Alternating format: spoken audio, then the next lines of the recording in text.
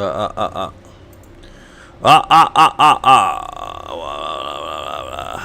Alright, well. That works.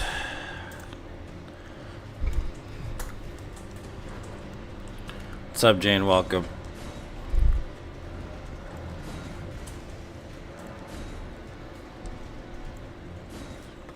What's up, Shane? Welcome, dude.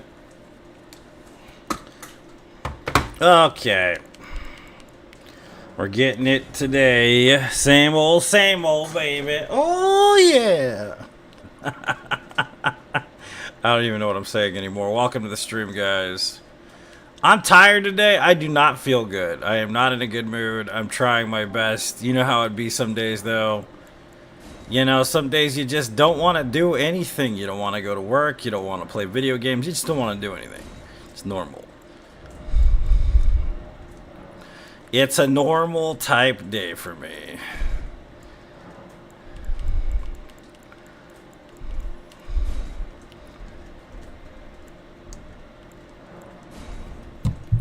Same.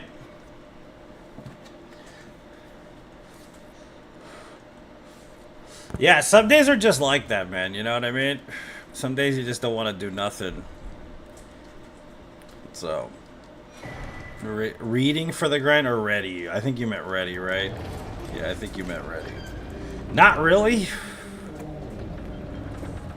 Be better as the day goes on. We're going to take our time in the beginning here.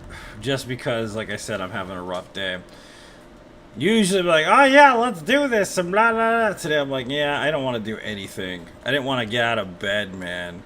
Didn't want to do my daughter's hair. Didn't want to take her to school. It was one of those days, man. You know? Tú sabes. Tú sabes, mi amigos. Tú sabes. We gotta let this dude do his thing.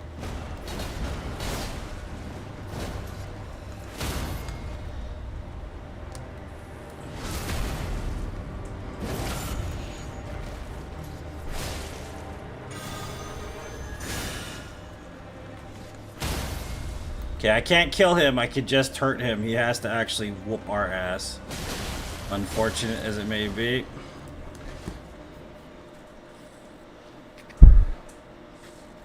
They better as the day goes on. What's up, Diesel74? Welcome.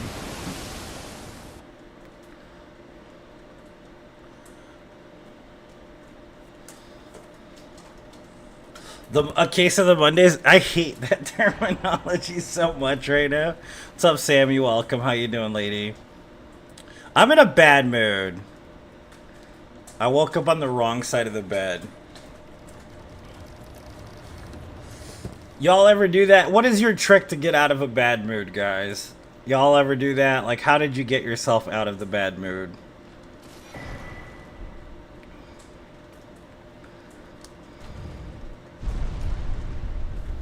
What's your trick for getting out of a bad mood? It's true. Yeah, I know. It is true, yeah. It's the Mondays. I had my 1 day off. I had 1 day. That's all I had. I had 1 day off. That was it. My standard 1 day off. You don't want to know the answer? I'm pretty sure I already know it because we probably do the same things, but it's too early in the day for me to do all that. You know what I'm saying? I got so much to pay attention to, son. Yeah, we just started.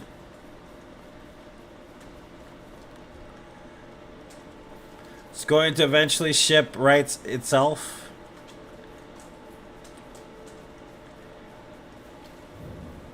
Just keep... Oh, in the ship rights... Okay, I get it now, yeah. My brain's like, what? Words? I don't understand them. ¿Cómo? No entiendo. No entiendo, mi amiga. Nah, I woke up in a fancy ass mood. Like I was feeling some kind of way this morning. And I'm like, God, why does it keep going? Like, you know, it's like Groundhog's Day, man. I'm just telling you sometimes.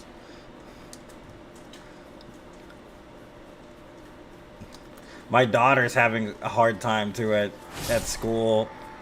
Like she's never had a hard time. She just got into kindergarten recently, but she's not used to the day being so long. So I put pictures of the family inside her lunchbox. And I showed her the pictures, and she starts freaking crying, man. I'm like, come on, kid, don't do this to me so early in the day.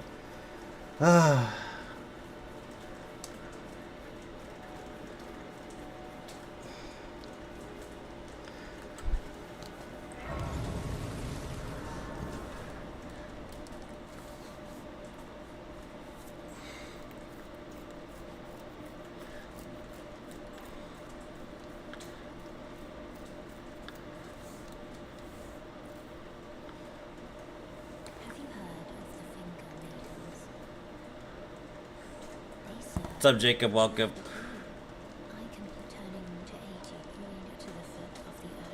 I'm very sleepy today. I wish I could sleep, girl. I'm tired too. I'm so tired. I just want to smoke a you know what and just go to sleep. That's it. What's up, Chad? Welcome.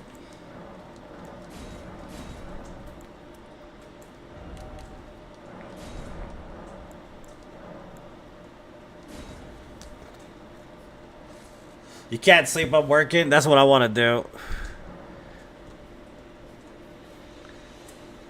Tell your daughter was. That's how she is too. She's very sentimental. She misses Nanita all the time. You know what I mean? Nanita all the time, literally. Yeah, I did that run I think a couple years ago when I started doing no death runs in the game, John.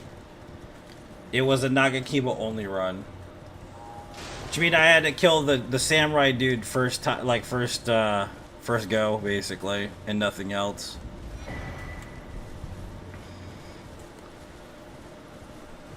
Nagakiba no death. That's on YouTube, by the way. Why did I go this way? That's kind of weird.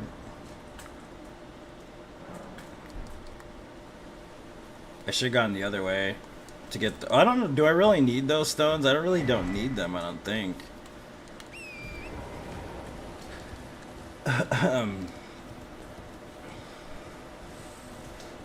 Was it me or was the game stuttering just now? That was weird. For being on a system, sometimes it stutters too much in my opinion, but whatever.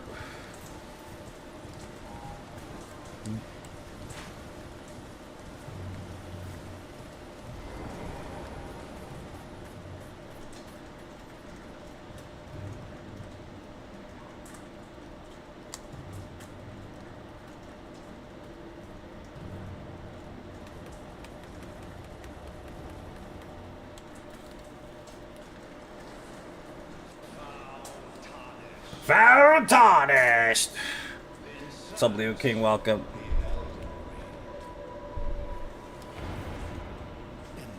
Doing wonderful. The Blood Fiend's claw. I mean hand or arm or whatever it's called. It's my favorite weapon in the DLC. Hey, Buttercup. Hey, Buttercup.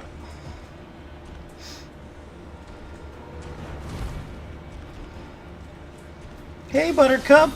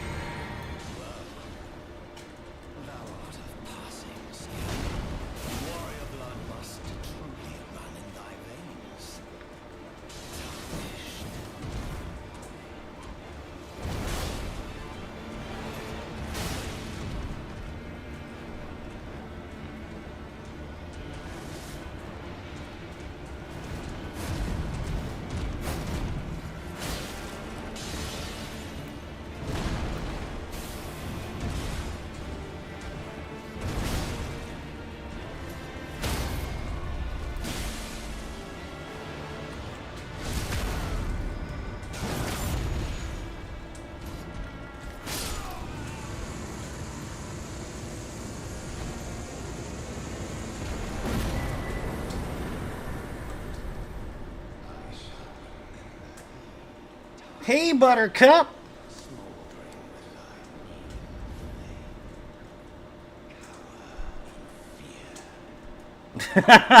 Jane.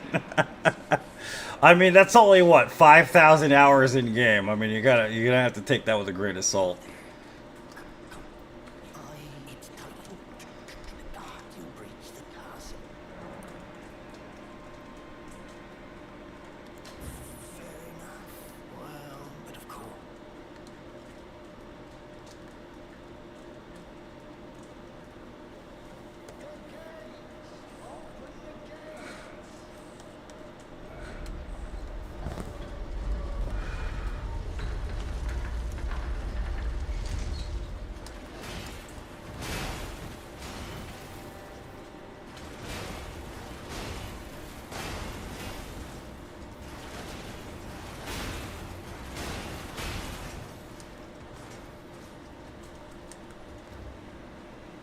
Butter, butter, butter. It's so buttery, baby.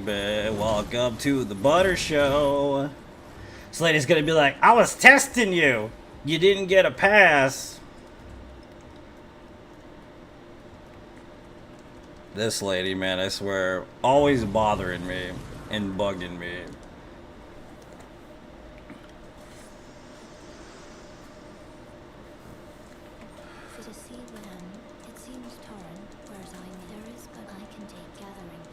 Yep, I'm having a great time, Wasim, all day, every day, my friend.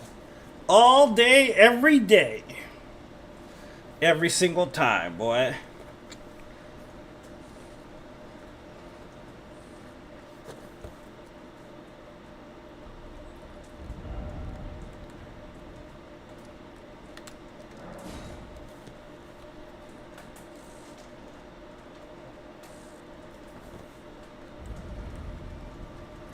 The key to this is the duck right here. You wanna make sure this dude doesn't get mad at you, because you got to be like a surgeon. You know what I mean? In order to, I mean, you could do this a la natural speedrun style, but I prefer the surgeon's touch, as they say, for this part.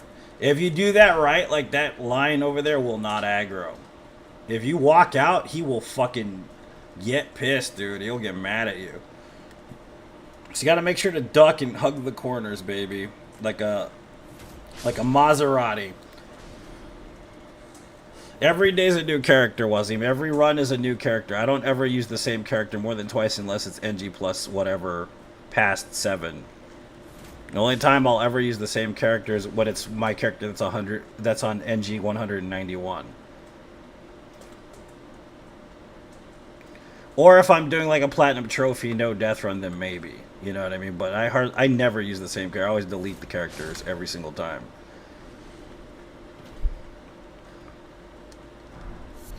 You got the Crescent Moon Axe, baby.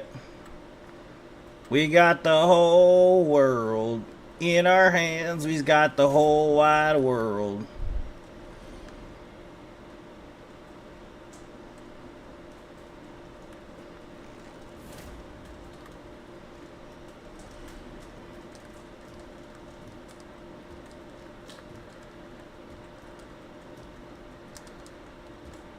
This guy right here. Oh! What's up, Buttercup?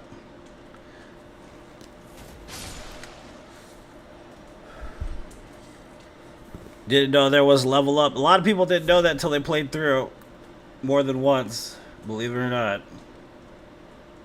You gonna do the thing, man? Thank you.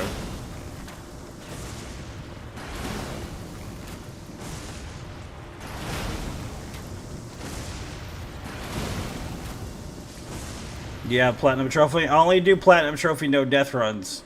So you gotta understand the mechanics of this. So what I do is I create a new profile. I'll beat the game without dying and getting a Platinum Trophy, and then right after I get the Platinum Trophy, I delete the profile, so I don't really have any Platinum Trophies ever in any game. On purpose, because I'm not a Platinum Trophy chaser. So I only have Platinum Trophy in no games. On purpose.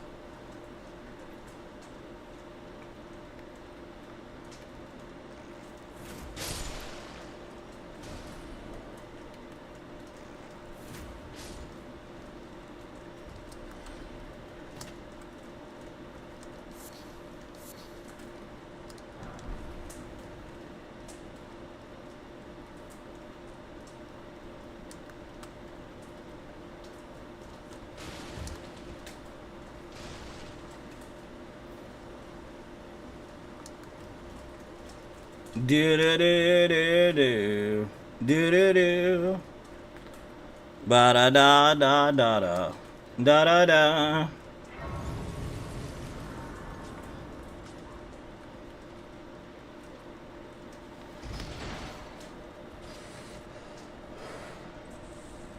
Yeah, platinum trophies are like the least. I don't know. I'm not really looking forward to any platinum trophies ever. The only time like I said, I like doing it is in a Deathless run. My next Deathless platinum trophy run is probably going to end up being in Bloodborne, though. You know what I mean?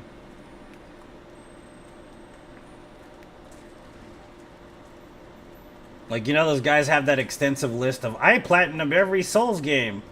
I don't do that.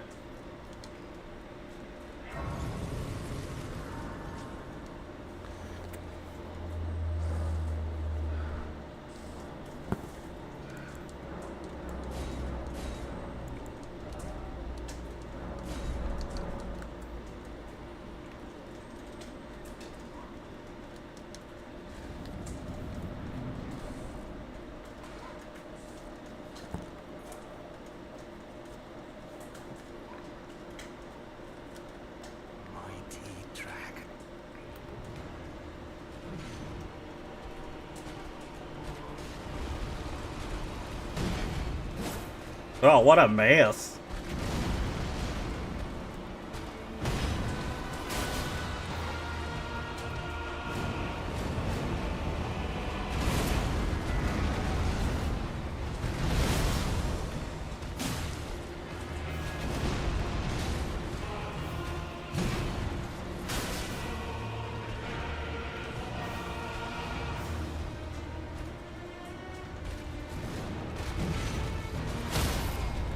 Oh!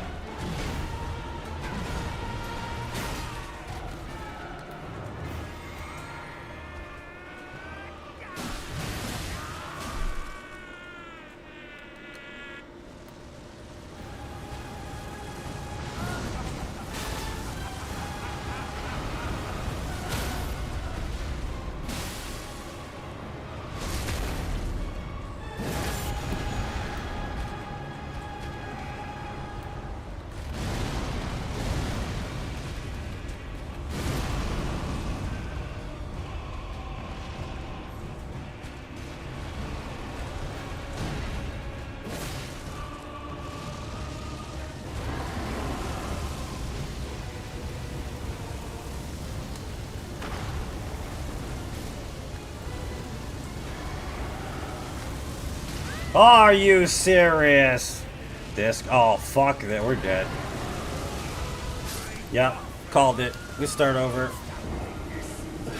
The spot he did it at was like the worst possible. But it's alright. It's a warm-up.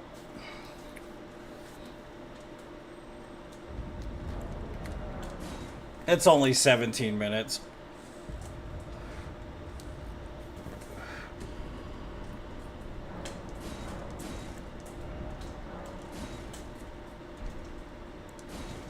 Do do do do do do.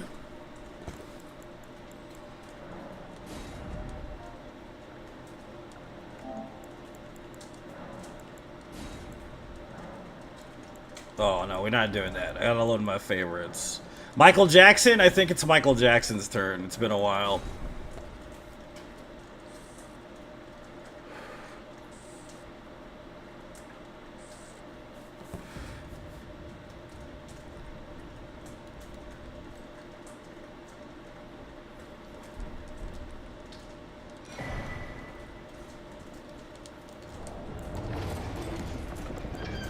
You are not alone. I am here with you, though you're far.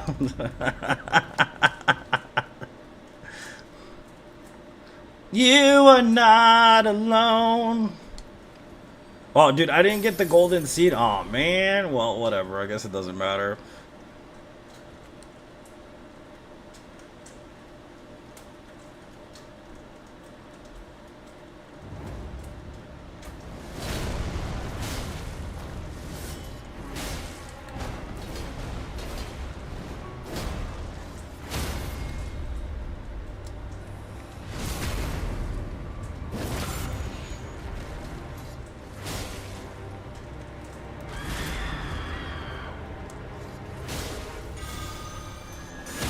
Okay, I can't kill him per the rules, so he's got to finish me off.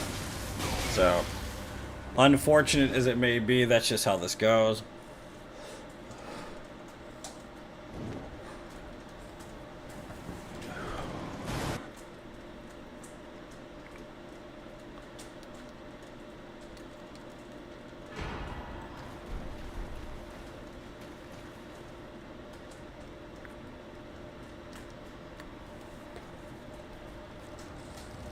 What happens if you kill him? You get a "you died" screen.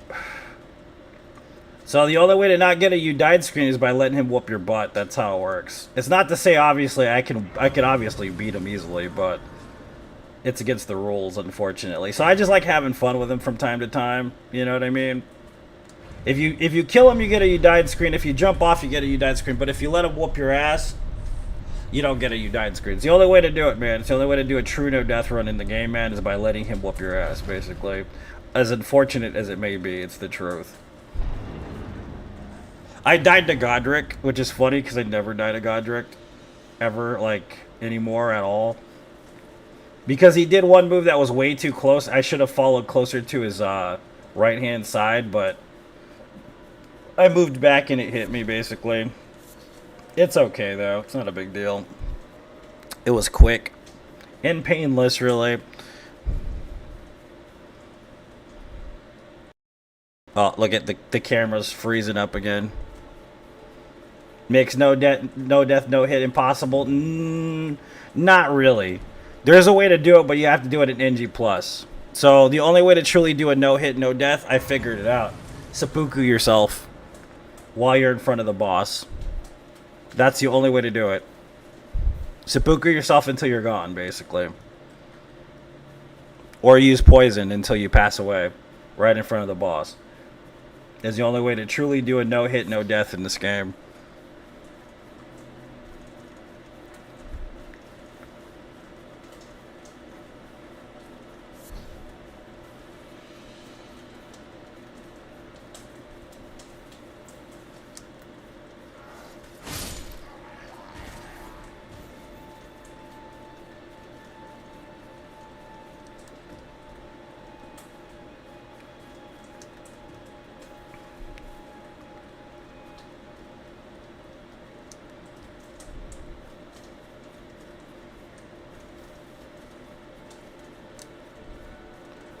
You're a good gamer.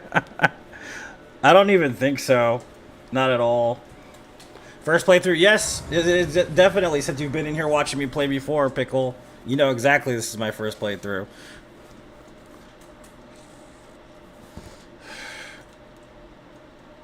You are not alone. I am here with you.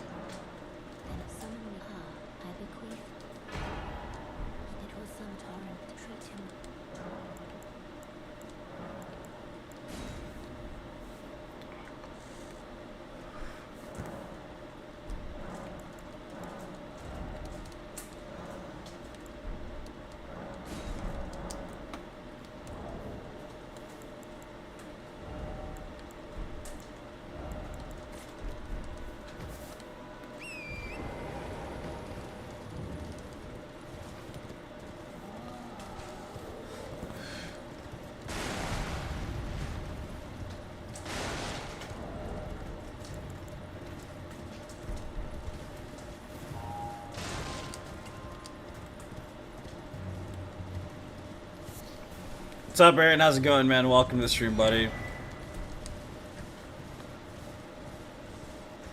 So what's up, guys? Happy Monday! It's Monday. Ew, right?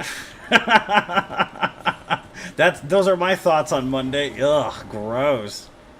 Disgusting. Welcome back to Monday, man. Hell no, right? Nobody wants to be on a Monday.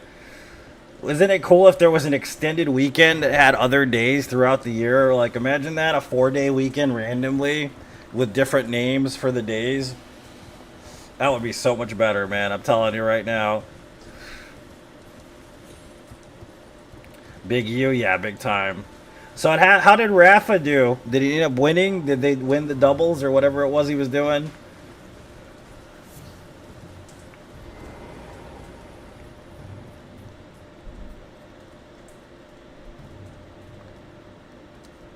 I am here with you. No, fuck. Happy Gross Monday. What's up, Otto? Welcome, dude. He did not win. That sucks. I'm sorry to hear that. Boring. Your fight is so boring, my friend. Boring, boring, boring.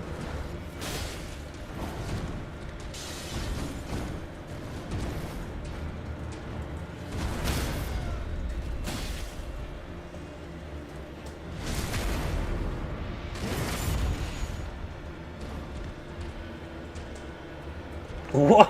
What are you? What? What is? Are you broken? What's going on, sir? Thank you.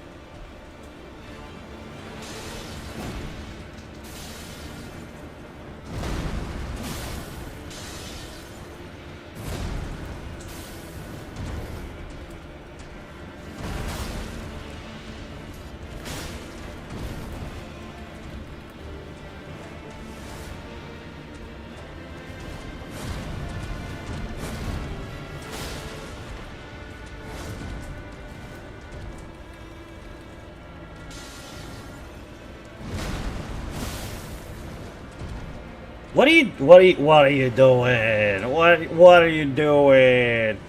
What's going on here, man? You just screwed with me, aren't you? The hell are you doing, sir? Jesse, fuck no, sir. We ain't doing that. Hey, Jesse!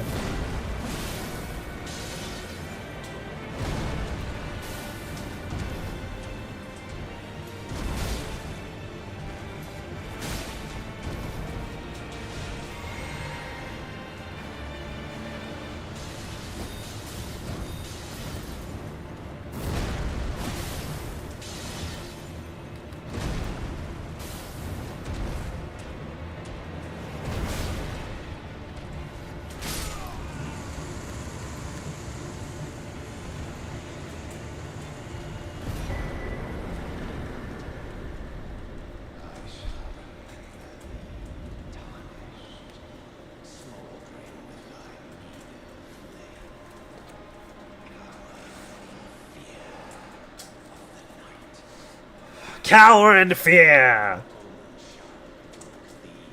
Yeah, whatever, dude. I don't care. You're dead already. Stop talking. No voice on there? Okay. Hold on, let me check. Tick a talk. Let's see. Yeah, there's no mic here. Record quality videos. Live quality, that's not right. Get this right here, Big Sur. You hear me now? Monkey. You hear it? You hear it now? We good? are we good? Can you hear it?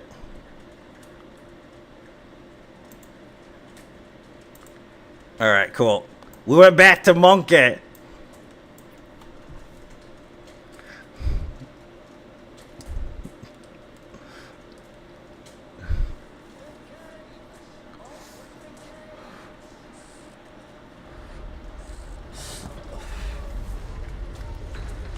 You are not alone.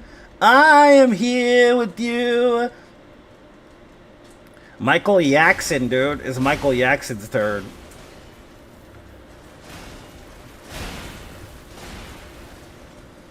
Butter, butter, butter. It's so buttery, baby. Oh, no. Get up, boy. Oh. Oh. Oh. Oh. He almost turned me into Parmigiano Reggiano, baby.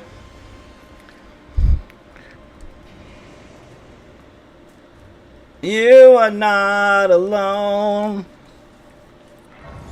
I am here with you.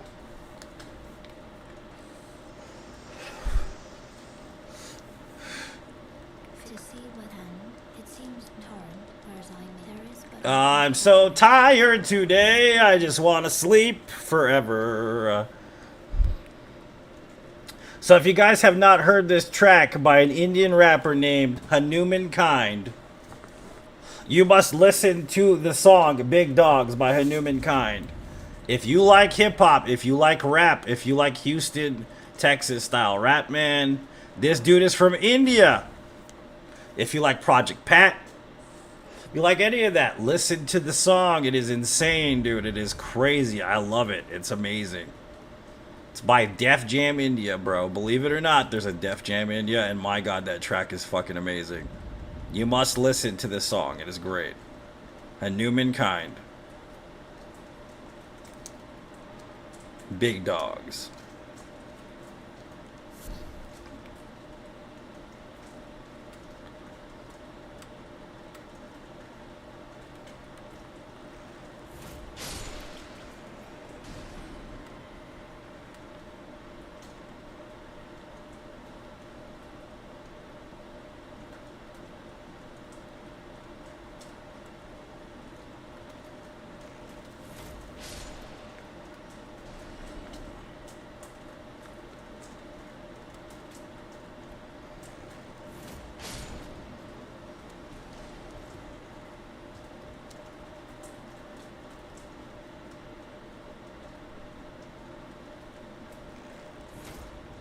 Oh!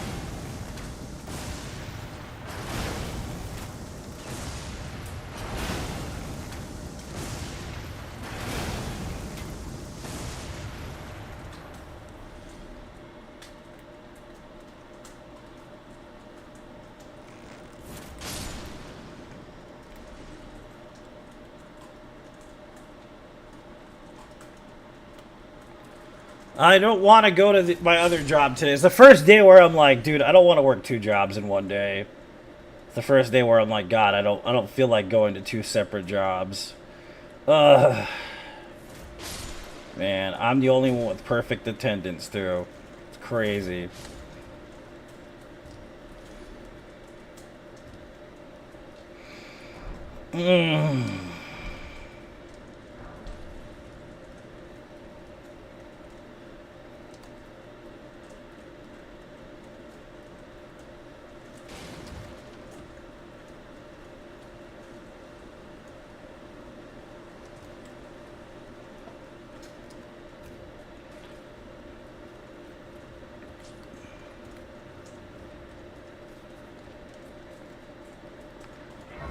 But I know you'll go. Yeah, that feeling's like the worst, right? It literally is like you don't want to see nobody, you don't want to talk to nobody. Like it's not even their fault, you know what I mean? You're just kind of like in this funk. You're like, God, dude, I don't want to see your face. I don't want to hear your words. Just leave me alone. You know what I mean? Like just leave me alone.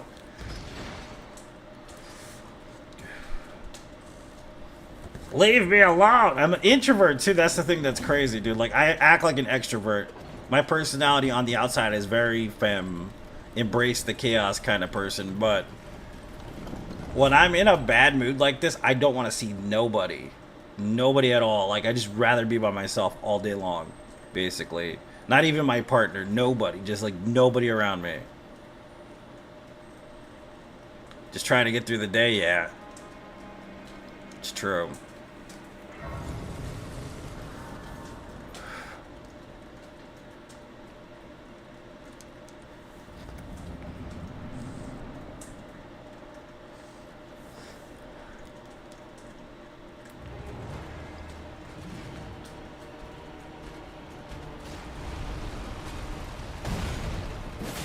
What's up, Donato? How you doing, man? Welcome to the stream, buddy.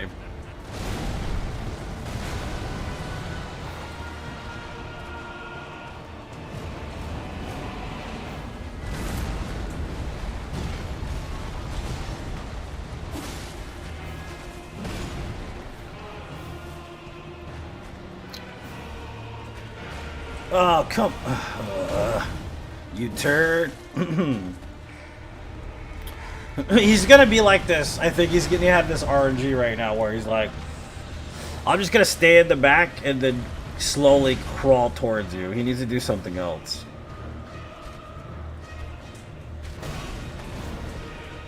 This boss is really, really easy. That's part of the problem with this fight. You get tired of it because he's really, really easy, this boss. Oh, I didn't even do that right. I gotta focus here because I'm not paying attention. He's on the same loop, it looks like, just over and over again. There we go. Maybe this will bear some fruit, possibly. Yeah, that's good.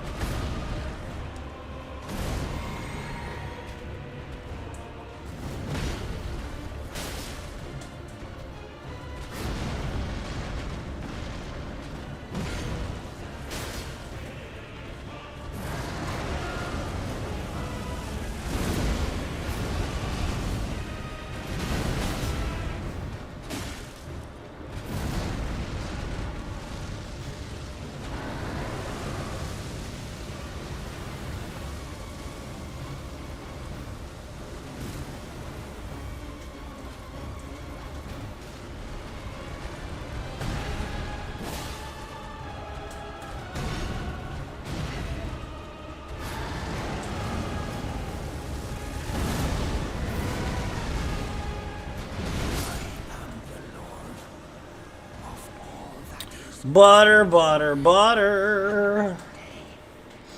We have returned together to our home, bathed in rays of gold.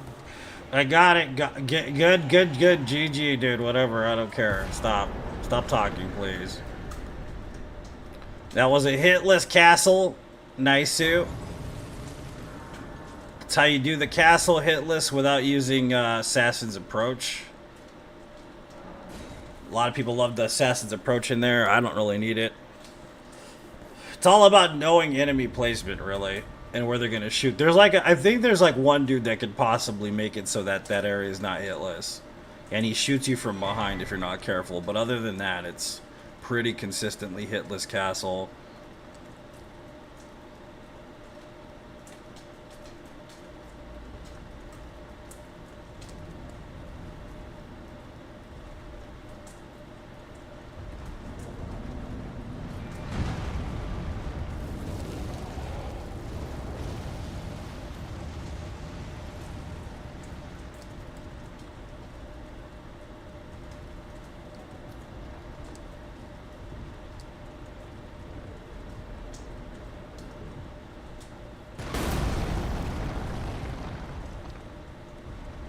So how's it going? How was your Sunday, guys? What did you do? I went to the mall. I went shopping, which is a rare feat. I got me a new Ariana Grande shirt. I've got a lot now. Got me some lip balm. What'd you guys do yesterday? I hung out with my family. We went to a vintage style diner, 1950s style diner. It was pretty cool. They were playing Elvis and the Big Bopper. Fried food, good times, onion rings. It was great. Ice cream. I mean, come on, how can you beat that, right?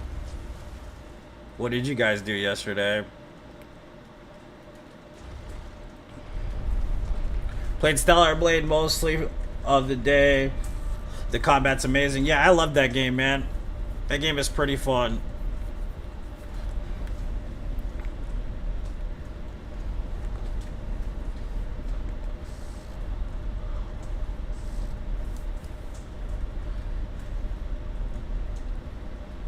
I can't wait to go back and do a no death run in it.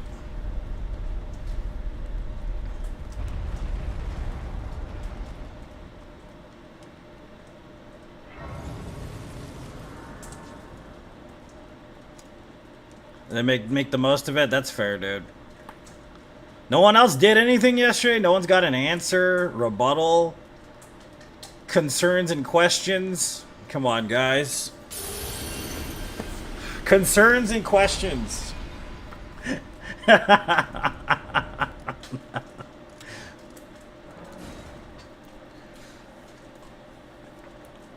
Complaints are an interesting concept. If you guys know anything about complaints, what actually makes a complaint versus like just complaining. Like for instance, if you went to a grocery store and you're like, yeah, your grocery store is terrible. That's not considered a complaint. Because it feeds into the aesthetic. So anything that's considered aesthetic and based in the concept of no explanation, then yeah, it's definitely not a complaint. But when you say, God, dude, I waited in line for 2 hours at your grocery store, that's a complaint. That's a literal complaint right there. So the differentiation is very strange, man, but it exists nonetheless.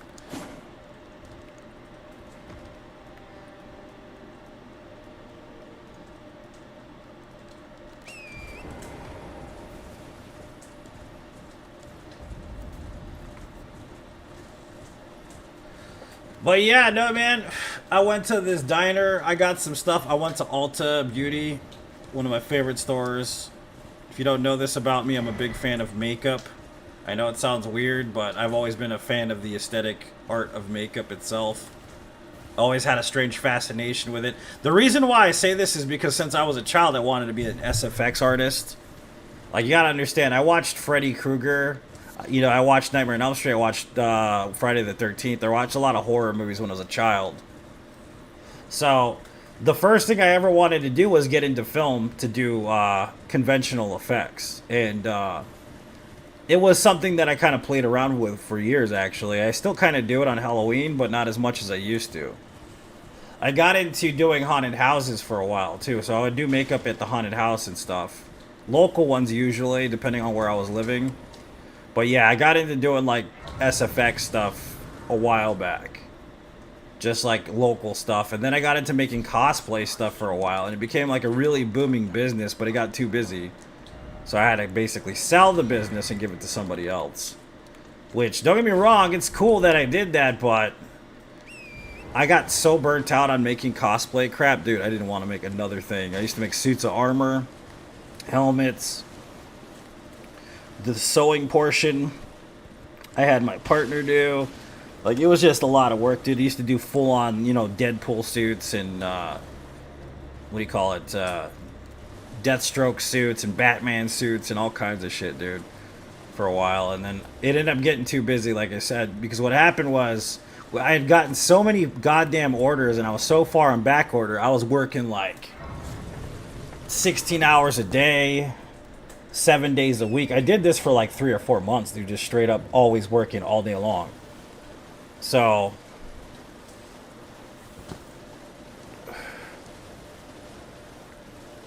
and eventually got so burnt out, I was like, you know what? I'm done with this. I had to sell this shit because it was too much, man. I couldn't deal with it anymore. The demand was too high. Nobody wanted to learn. Like, I'd bring people in that wanted to make some extra cash, but nobody ever wanted to actually learn the way to do it.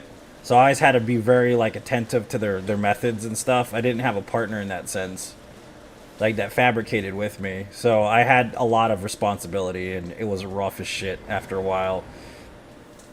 But it was booming, you know what I mean? It was booming as all hell, dude. It went crazy. It went hard. But I also think that era's pretty much gone now, though. Going to the store regularly for groceries, people new to Florida, panic buying. Oh, man. That sucks. That's the worst.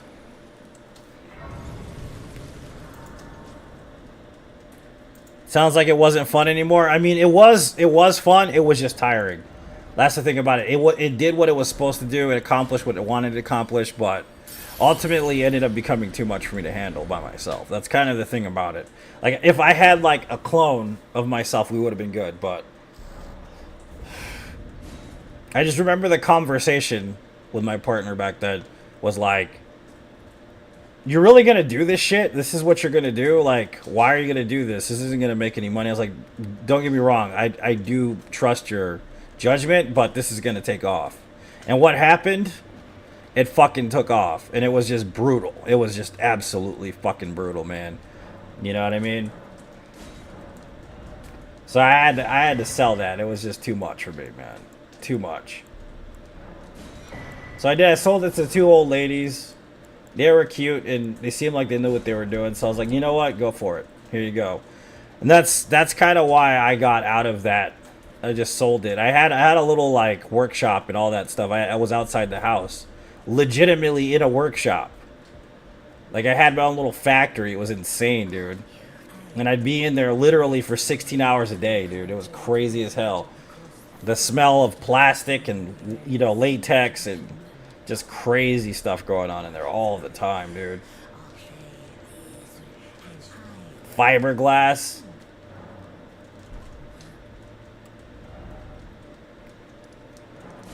What's up, Brian? Welcome. I'm good, Wayne. What's up, dude? How you doing? Yeah, but no, yeah, it was just like that constantly. Like, it was always hopping, dude. And as soon as I'd get an order, I'd work on another order, and then I'd get another order, and then it got to the point where I didn't have any back stock. And people were waiting, like, for, like, 5 months for a costume. What's up, Brian? Welcome. Like, 5 months pre-order for costumes. That's how it worked. My costumes were like $800 a piece, dude. It was insane.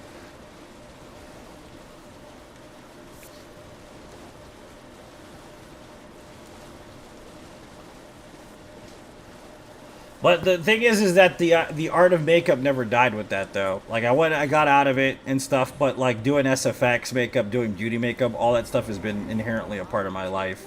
since I was young. So My doubt, the words are true. I believe even words that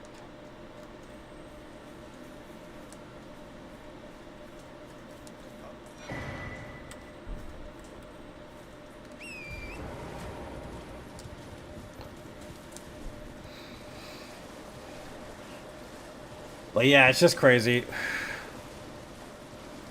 Lots of hot glue guns and foam material. No, you don't want to do that. You gotta understand this, Brian. Like, so I live in an area where hot glue doesn't work. Number one, because it's always 100+ degrees. So going to a Phoenix Comic Con with everything hot glued together, let's just say it's not gonna work. So the things that you use are mostly fiberglass and epoxy, bro. That's how it's supposed to work. And layering with vinyl for connectivity and like buttons and snaps and stuff is best. Because you don't ever know where somebody's climate's going to be like. If you're like in a colder climate, it's totally accessible for you to use like glue guns if you're doing it for yourself or whatever. But if you want the professional vibe, you always go for the fiberglass and the carbon fiber and shit like that, as opposed to doing it the other way. No, you're fine. Yeah. I mean, it's like if you're doing movie style crap, it's usually like the plastics usually and molds and all that. And man, believe me, dude, that epoxy stuff is stinky as shit, dude. It is nasty. You know what I mean? It'll kill you too if you're not in a ventilated area.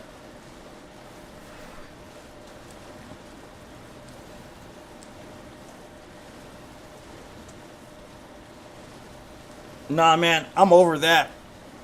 Wayne, I don't do that anymore. I might have a video of me wearing one, though, from a while back.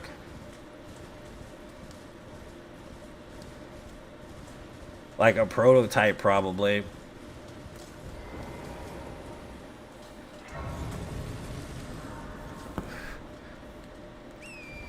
It wasn't expensive for me to do. It was expensive for people to buy. I've done no death run in Ghost of Tsushima twice. Yeah, Brian. I did towel armor only, no death, and I did a regular no death run in it as well.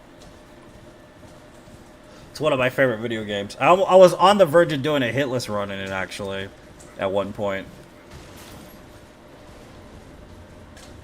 Because I could do whole chunks of the game without getting hit, basically. Even in the boss fights.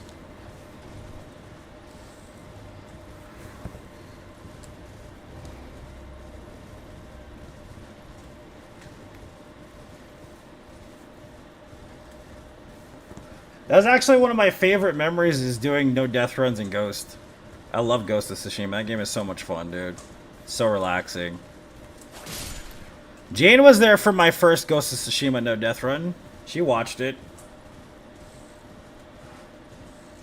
Liza P hitless. That's not such a thing. You mean no damage. If you're parrying, it's not called hitless. It's called no damage. There's a difference. Now, if you're not using parries, then it would be hitless. You'd have to dodge only, which is a very different thing.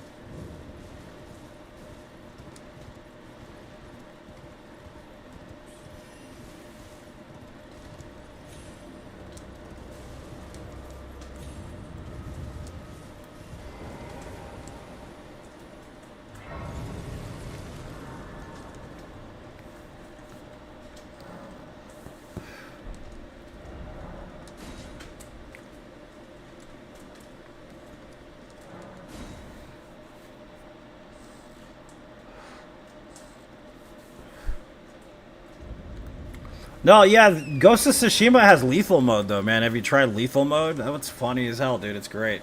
I love lethal mode.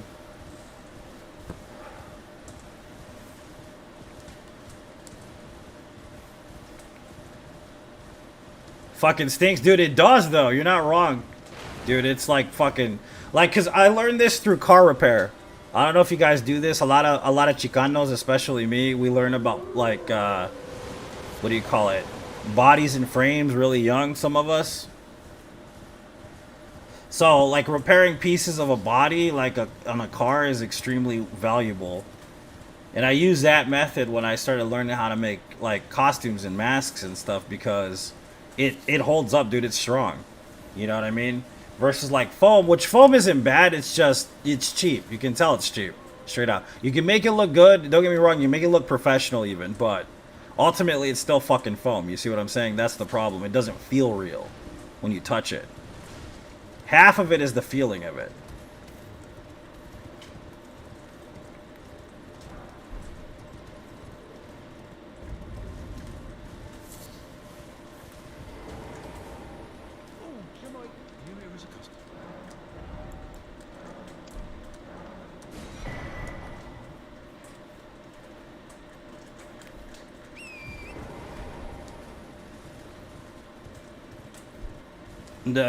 Back off another 10 hours.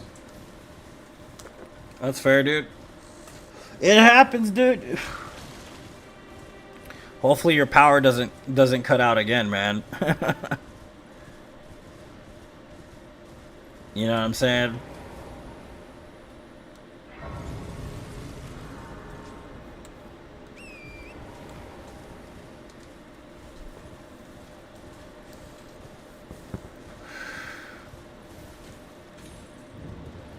But it's like I was saying the other day, I don't do things for money anymore. Like, I have a job, you know, a secondary job that I work to pay the bills or whatever. But it's not like I'm involving myself in such a way where it's the only reason for me to live. Like, if they told me you need to quit streaming to keep this job, I would just quit the job. That's how this works. Like, I don't know. That's the thing about it, too. Like, somebody was asking about the whole, like, $10,000 distortion tournament. You know what I mean? And, like, are you going to do it? You should do it. You should just submit something. You're always doing this and that. And it's like, I get that you have my best interest in mind. I understand that. But it's not something I'm personally interested in. It's kind of hard to find that, like, explanation that makes a lot of sense to explain it, you know, to articulate it to people. But the best thing I can do is refer you to Ralph Waldo Emerson. I don't know if you guys are familiar with Ralph Waldo Emerson, who was a writer / philosopher from back in the day. And it's all about self-reliance, most of it, right? But self-reliance is this thing that you can't really tangibly explain without going in depth and detail about it. Right, you have to really just kind of understand his perspective a lot of the time. But self-reliance has to do with basically abandoning the norm and the construct of society.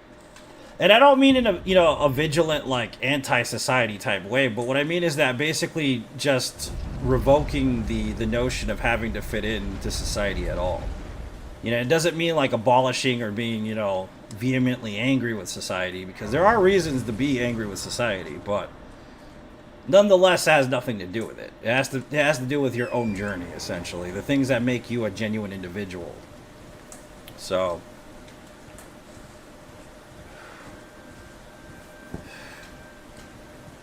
that's what I'm... Should you use it? Depends on you, man. If you want to use it, if you're good with it, go for it.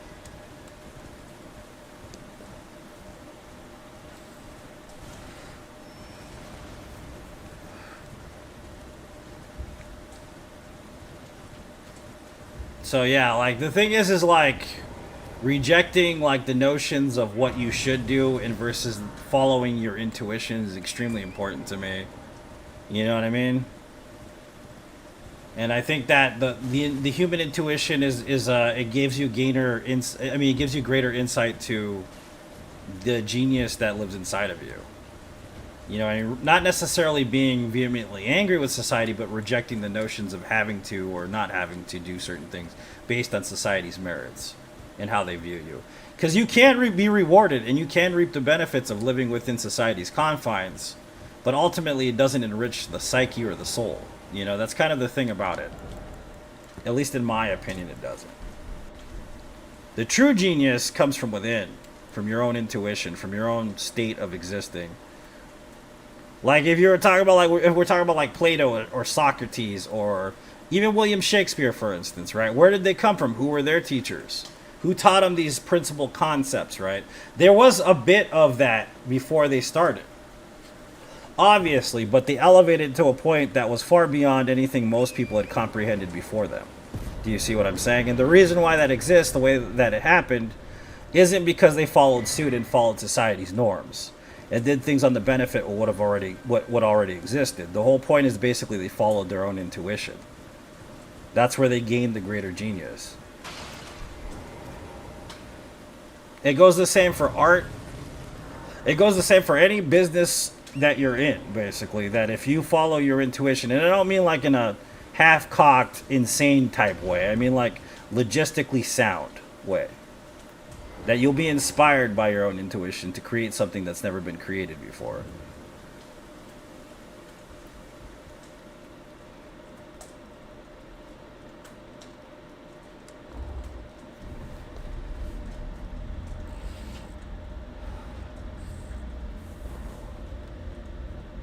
Do I enjoy sleep? I got a mentality, Brian. I get what you're saying, but I work this full-time technically, and then I work my other secondary job full-time as well.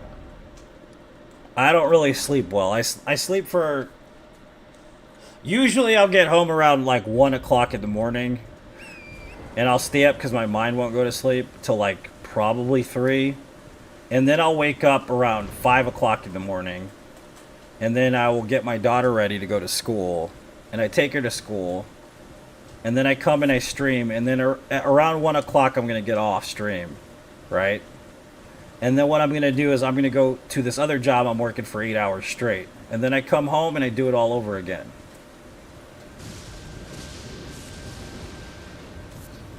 So for me, it's not about the sleep, unfortunately. On Sunday, I got some sleep, though. Sunday night was nice because I actually got to sleep in a little bit compared to what I'm used to doing.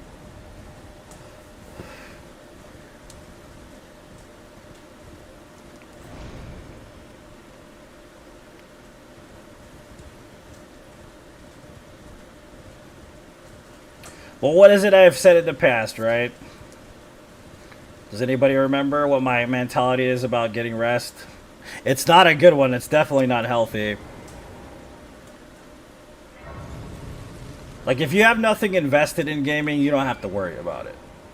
You know what I mean? But this is definitely something I use as a vehicle of expression for myself. So I absolutely adore streaming. I absolutely adore playing video games. So to me, it's a labor of love, right?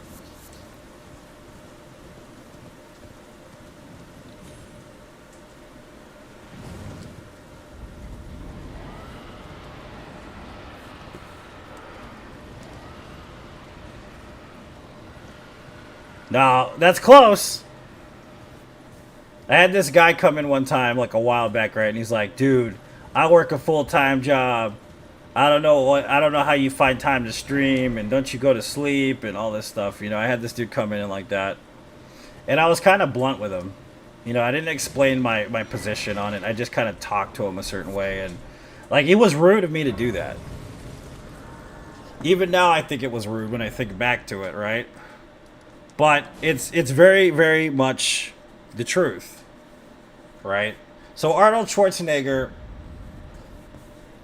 if you don't know Arnold Schwarzenegger's story, you may like him, you may not like him, who cares, right? But ultimately, Arnold was a construction worker, right? And he used to go to the gym, right? And he used to work a full-time job.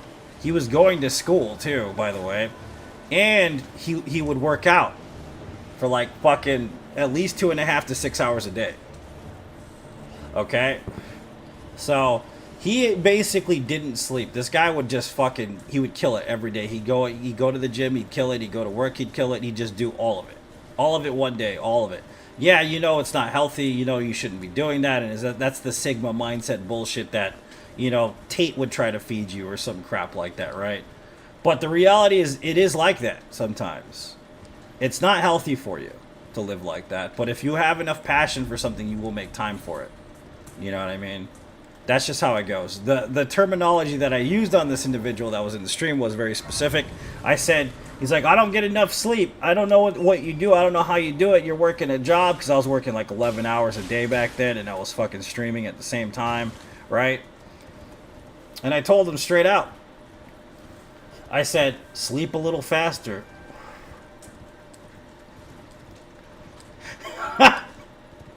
Is it rude? I mean, yeah. Of course it's rude, but it's fucking true. I mean, I'm sorry. I'm not trying to be an asshole, but...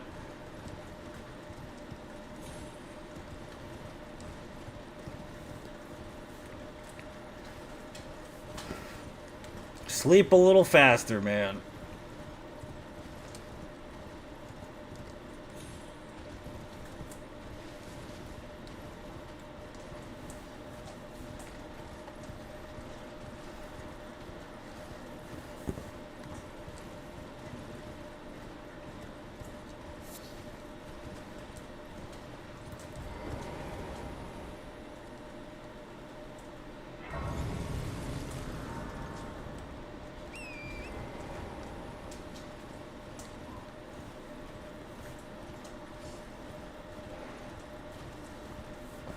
The one thing I really wish I could quit is vaping, man. I don't want to be vaping no more.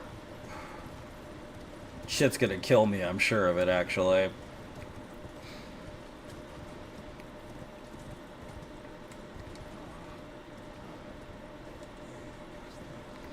But I don't know how to regulate the vape, man, you know?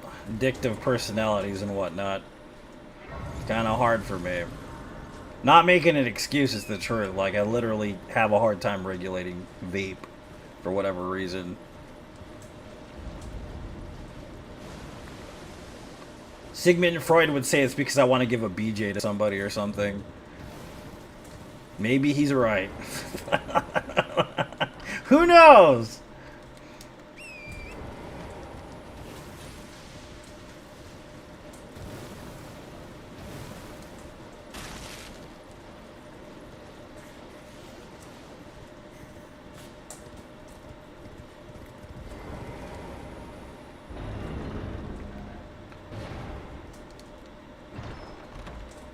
So, what's with the Olympics? How's that going? Anybody have any anecdotes about what's happening at the Olympics right now currently? I haven't watched a single Olympic event, dude, at all. I haven't had time. I've been too busy living, you know how it is? Like, I have no time, baby. I don't watch TV. Last night I actually got to watch a movie, and I was like, wow, this is weird, dude. So weird.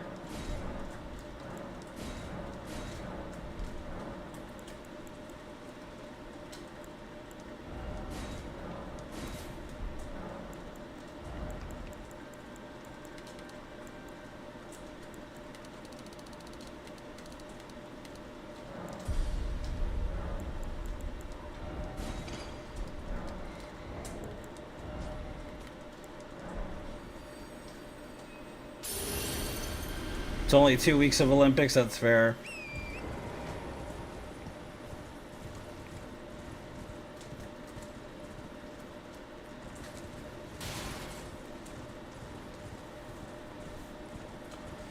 It sucks that it's every 4 years. They had to stagger it out that way, though, for generational reasons.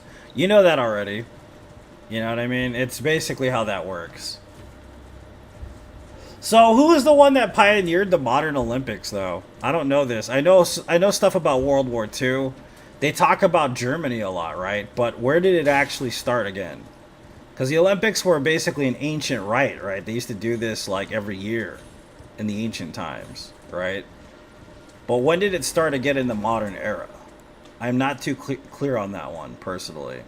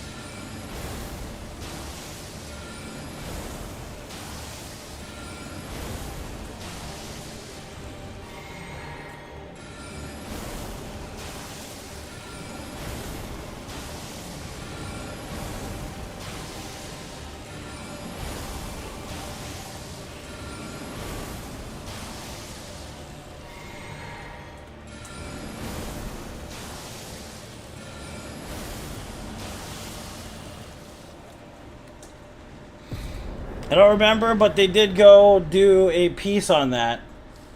Yeah, that's what I figured. There is a piece on the history of the Olympics and where it started in the modern era. I'm not too keen on exactly when it was, at all.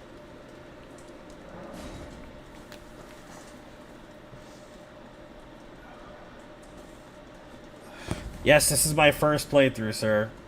Exactly why I knew where to stand to kill the Deathrite bird without getting hit. I am an old soul here, perhaps.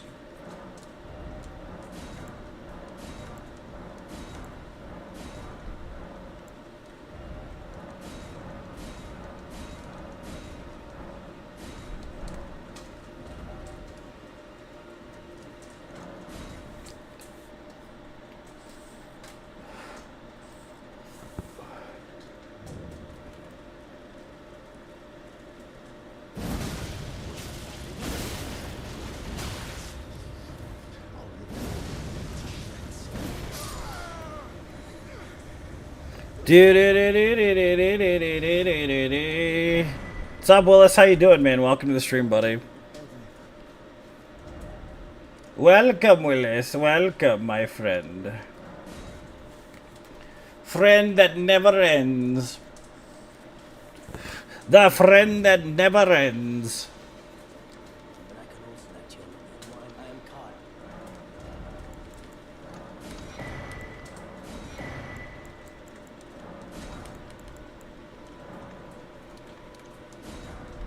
Goodbye.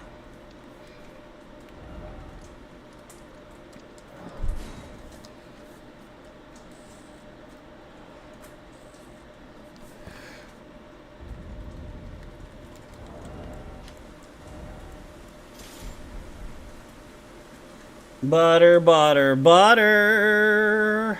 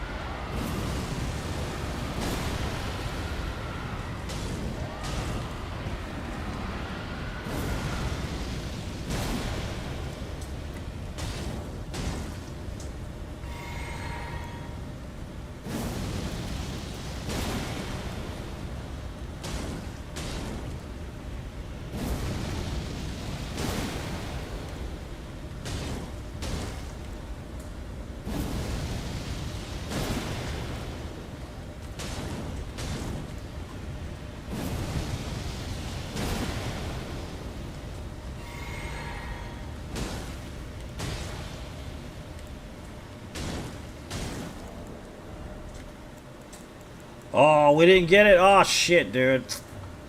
Thought we grabbed it. Never mind. We gotta do this all over again. I thought I went south. It's just I've done so many runs, dude. I forget which run I'm on sometimes. Yeah, we need to go south first. We want that extra, what is it, 15, 20%? We want that.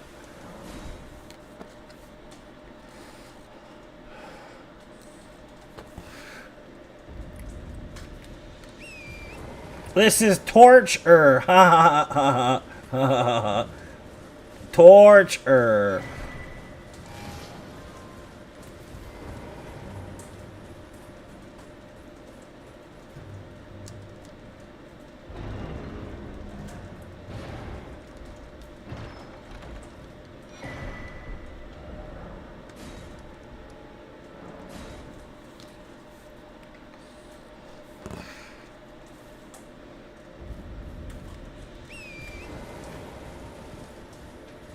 Good, man. How are you?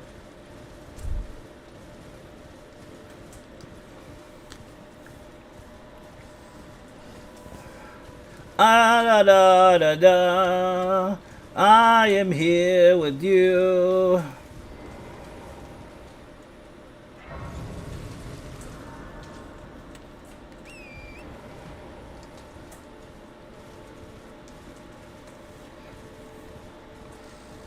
So, what's on the docket today, guys? What do you want to talk about? We can talk about anything. What is it you want to chat about? Call 1-800-4Lord. I'll keep the airwaves ready for you. You got a song request, my friends?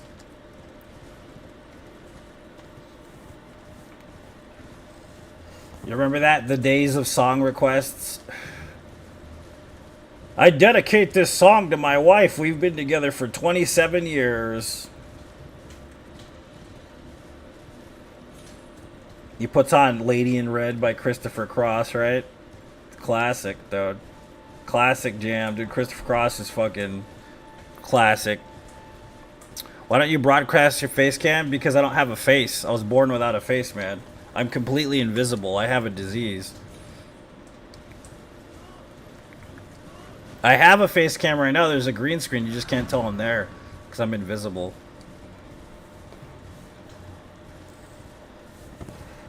You are not alone.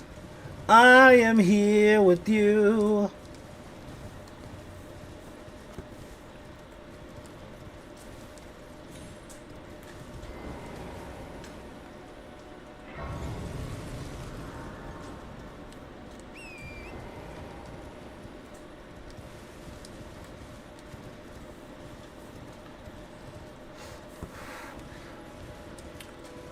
Da da da dee dee dee da dee do da da da da da da da.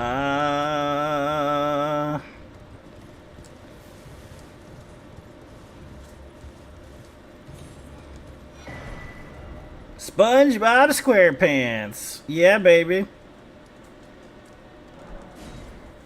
Alright, now we can do it. That was a waste of what, 2 minutes? 3 minutes? Something like that? Whatever, who cares? I don't care. It's all good.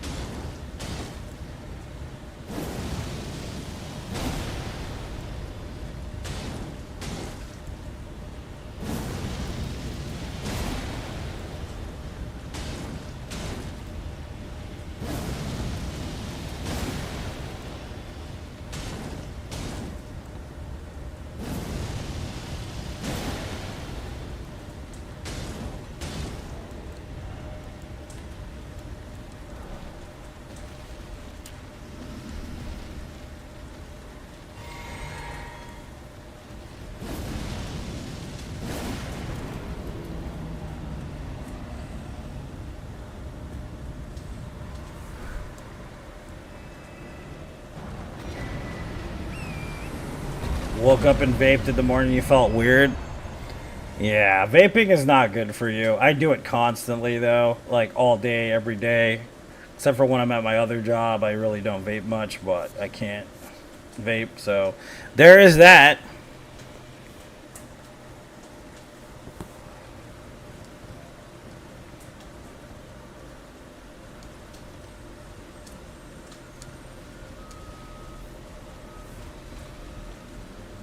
You are not alone. I think I need some coffee, dude. I am like, I had an energy drink, but man, it don't affect me none, you know what I mean?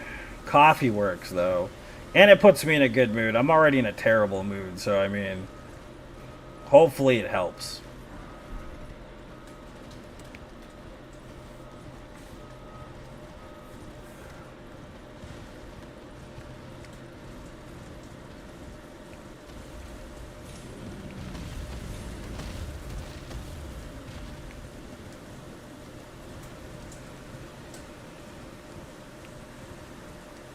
I'm getting to the age too where I need to start taking care of myself, like physically taking care of myself. The gym part's easy for me. That whole gym lifestyle, I'm used to that, but it's the other part of it that I'm not used to, which is like, don't drink a lot of energy drinks, don't do this, don't do that. I'm terrible at that part of it.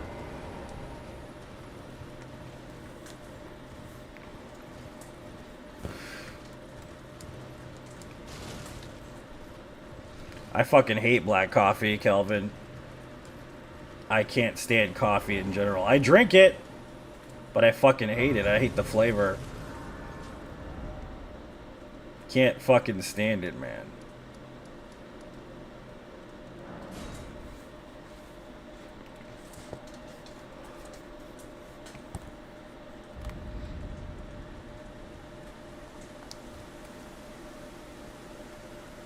I'm not a fan of hot coffee either. I hate hot coffee. I know that's weird, but like I don't know what it is. I drink hot coffee all the time though. I'm just not a fan of it. I think that goes back to the days of alcoholism, because if you think about it, I never really drank alcohol because it tasted good. I drank alcohol because it had a desired result from drinking it. It's the same with coffee. Like, I drink it not because of the flavor, I drink it because, well, it'll wake me up. That's literally the only reason.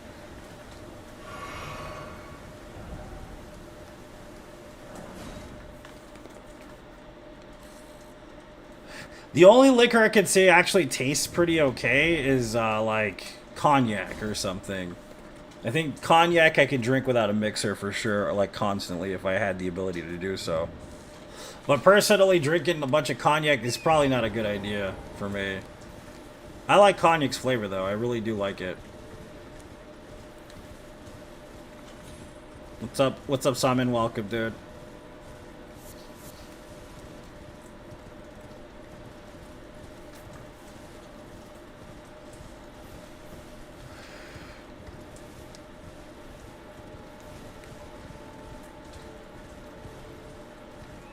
That person's a liar. Jesus.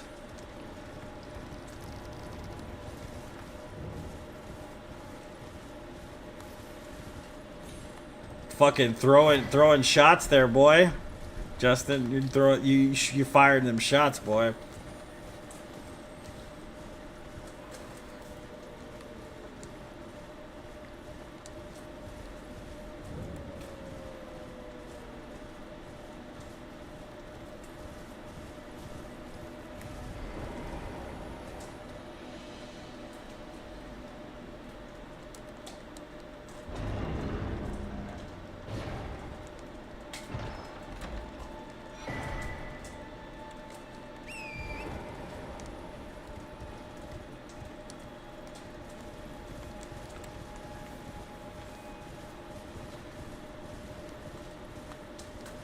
Not black coffee? Yeah.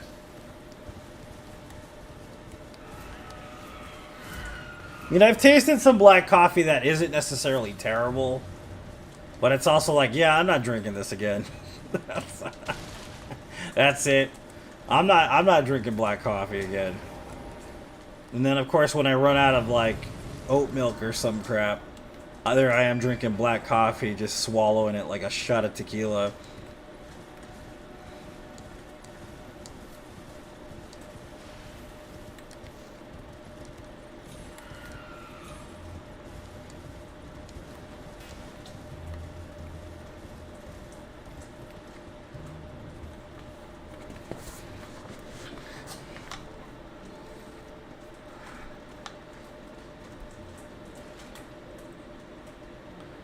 Aren't as bitter. It depends on where they're from, I think. Yeah, because like the Sumerian, the like the African beans can be a bit bitter. I know that for a fact. Like Arabica, is that how you say that? Those aren't necessarily that bitter. There can be some bitters in there though. But like African beans are really bitter. Guatemalan beans I like a lot too. Mexican beans I like a lot. Colombian beans I like.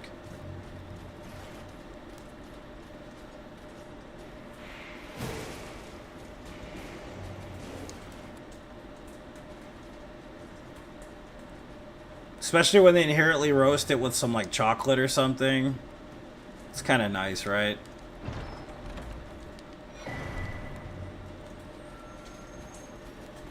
The most bitter? I'm not sure about that. Is it?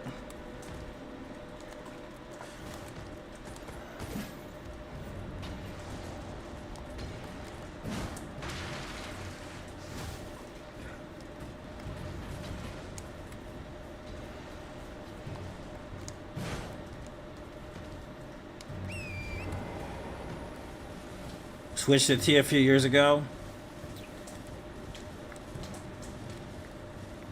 I like breakfast tea though, you know, it's not bad. I just don't think it has enough caffeine for me. I need to feel cracked out for me to be awake, basically. That's how it works.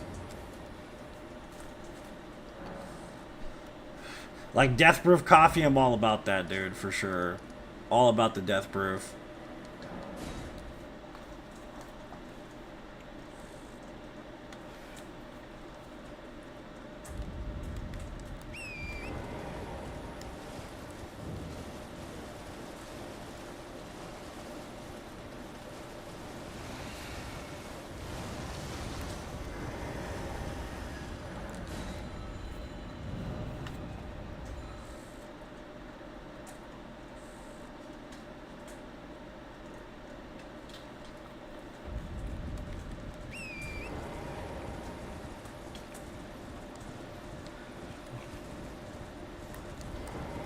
Butter, butter, butter.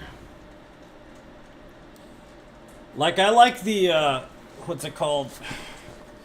The Irish breakfast tea is pretty good. But for some reason, dude, it makes me sick sometimes. Right? It makes me sick to my stomach. It's just strange that it does. I don't know why it does that. I don't think it has to do with the caffeine content, though. I think it has something else to do with maybe flavor. Or so, I have no idea. Like, I get really, like, bleh when I drink it sometimes. It depends on the day. Like, if some days I can be alright with it, some days I can't be alright with it. I don't know what it is. Irish breakfast tea sometimes just makes me grossed out and sick for some reason.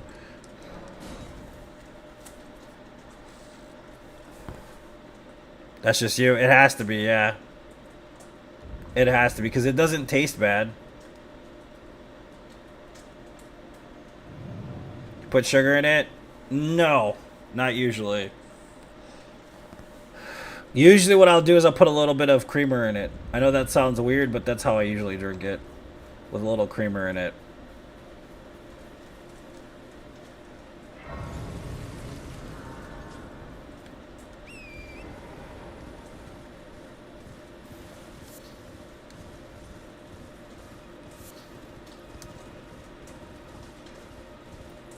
Needs a little sugar. Okay, I'll try it with a little sugar, see how it is.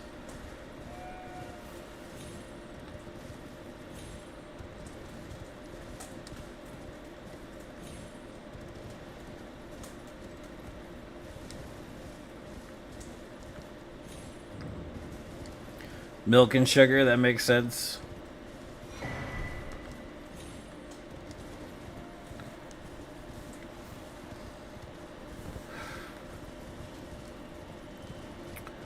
I'm in a bad mood, baby.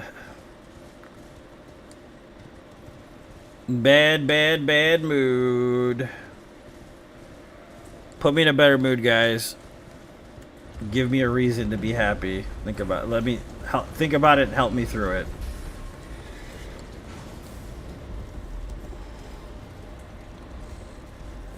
Let's think about it. Traditionally milk and sugar.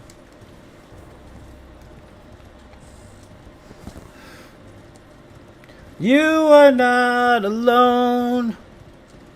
I am here with you. Dude, I love this area right here. I wish I could look directly up with this character, but for some reason in this version of the game, you can't look all the way up. It's actually one of the most stunning views from above here. It is absolutely gorgeous in first person.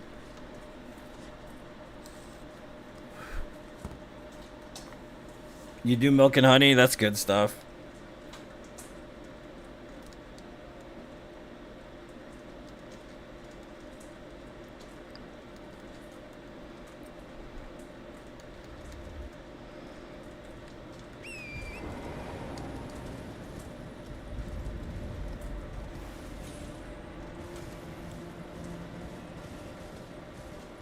That sounds so wrong, Jane. You love getting wet.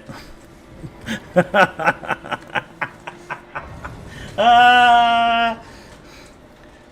know that's not how you meant it, but it sounds wrong.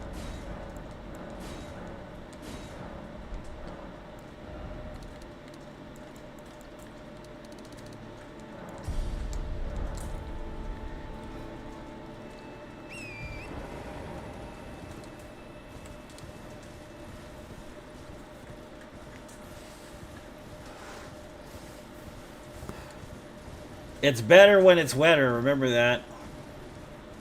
Let's remember that. And you always gotta lick it before you stick it. Remember that. These are words of wisdom, my friends.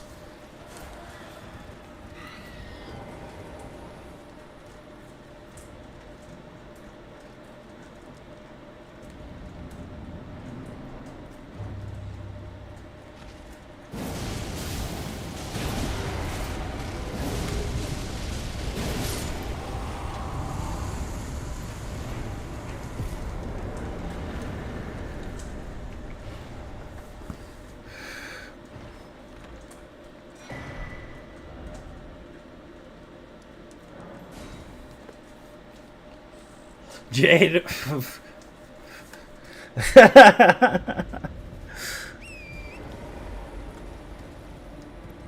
Jane, you dirty lady.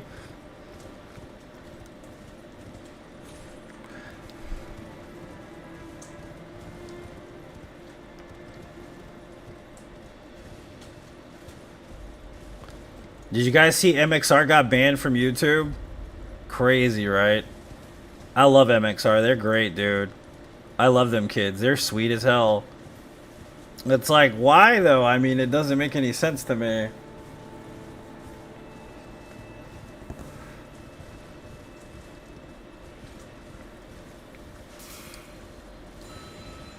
They seem like good kids to me.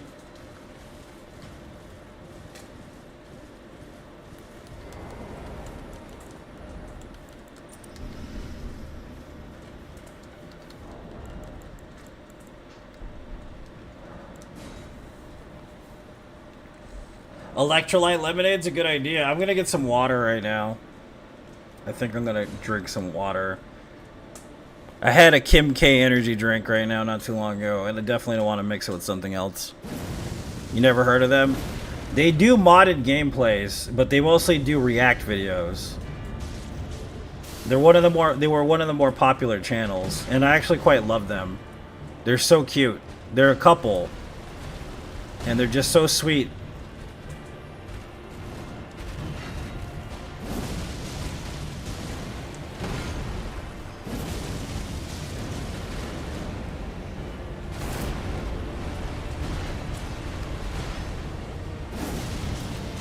Like, you know when you see a couple and you're like, dude, they're so perfect together? That's one of those couples. They're cute as hell.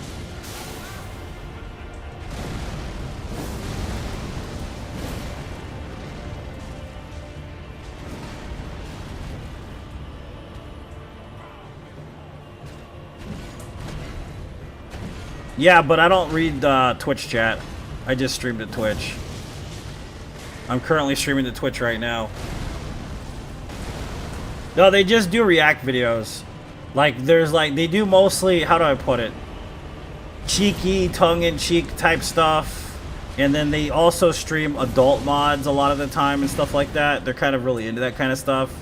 Which, it's basically spicy content, which I adore that kind of stuff. You know what I'm saying? So, but they're sweet as hell. They're good kids. I don't know why they got banned on Facebook. I mean, on YouTube. Doesn't make sense.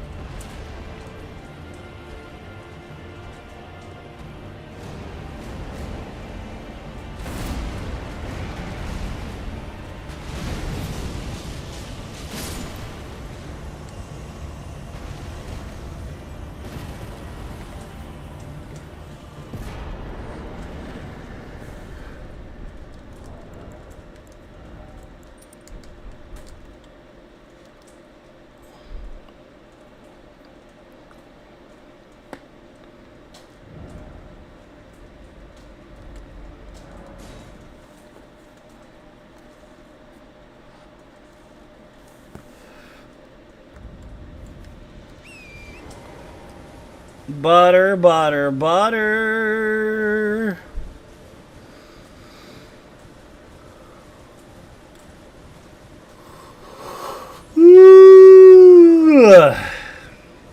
So, you guys know the rules for the stream, right?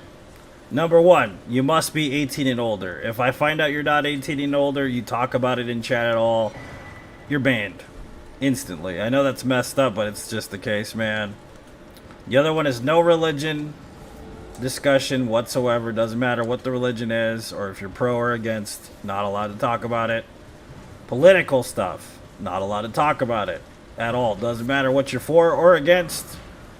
Just so you know the rules of the stream, that's basically it. Pretty simple. Hard to mess up, honestly, but those are the rules. Cannot be under the age of 18, cannot discuss politics, and cannot discuss religion. Very simple.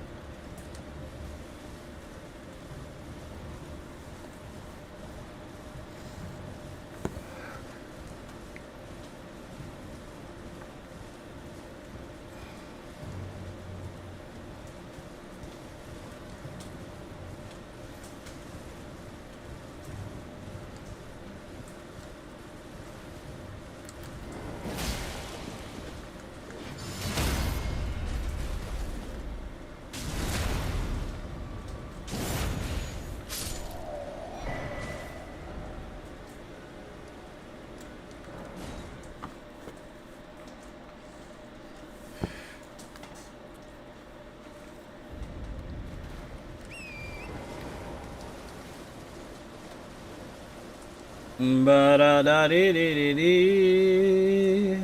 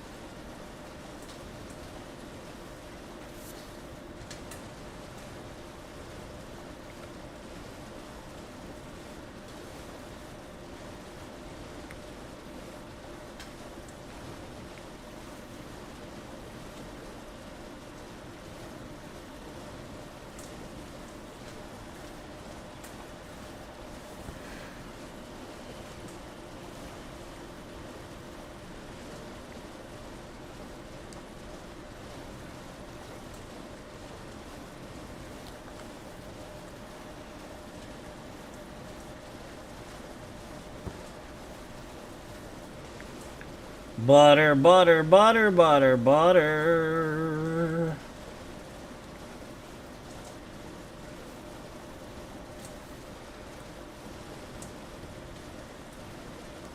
I feel like eating beans. That's so random. Frijoles. It's gotta be done the frijoles style, though. The refried beans, baby. Little bit of cheese, little bit of milk. Ooh, daddy. Cook with a jalapeno también. Ooh. So good, baby. So good. Very good. A little bit of butter. Grind that mother clucker up, dude. Oh, baby. A nice tortilla. Homemade tortilla. Ooh. Damn, girl. It's gonna be good. That's what I feel like eating right now. Frijoles.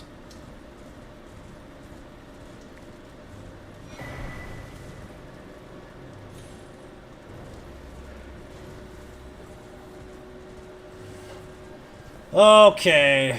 Let's go through this boring ass base game again, man. Oh, god damn. This base game is so long. It's so long, dude, to do this.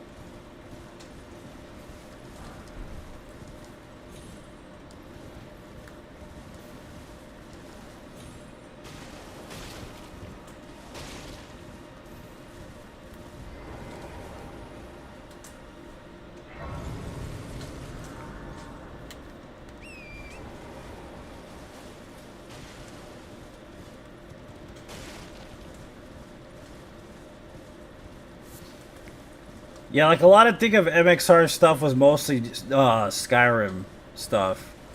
Most of it was Skyrim. With if they were playing, but most of the time those were the ones that got a lot of views.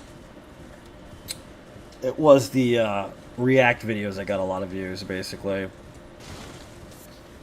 And I think that's like their better content. Kind of like Charlie does here and there, you know what I mean? Charlie does that.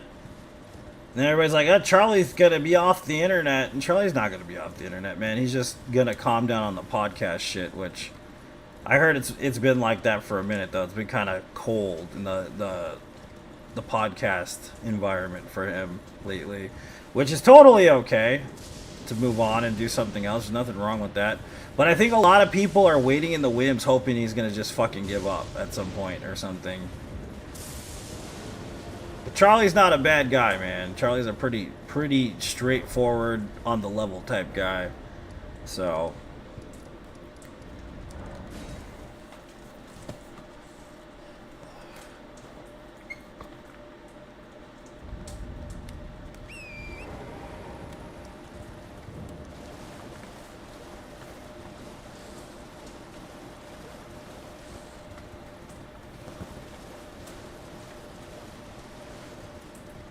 the other thing I feel like eating, which is weird, is Hot Pockets. I don't ever feel like eating a Hot Pocket, but today I felt like eating a Hot Pocket. It's pretty weird. That doesn't make any sense either. Hello, and it's rather my mistress times it could I also have fog on me if you've oh, what a blessed thought she is. Please. Oh yeah, thank you, kind. Did I forget I see you are very to study such, please. Brave.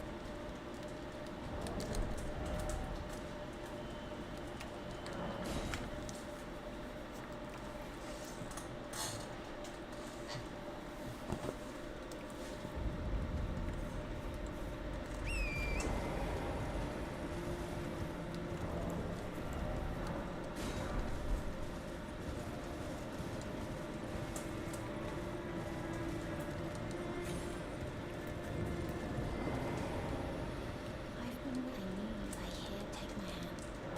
Give my will.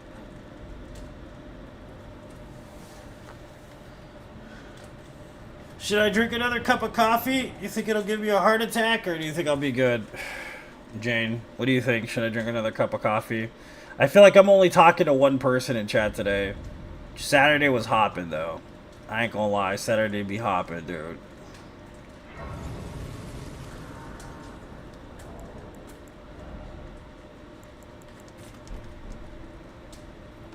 I am Tad Ryers, a warrior. Perhaps will you join YX Rise with us? Interest now. The drawing will not be short.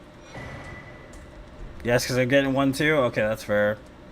Slurp that shit, hell yeah, dude. I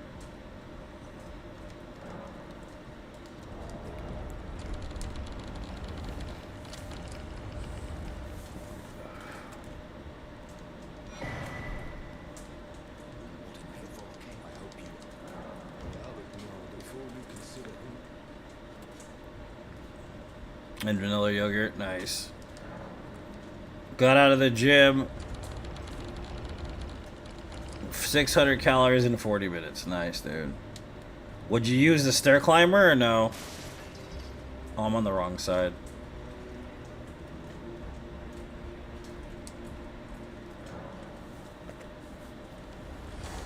You're fine, Willis. I understand, man. You're on your lunch break. Enjoy the rest of whatever time you got left, man. Don't worry about it. I understand.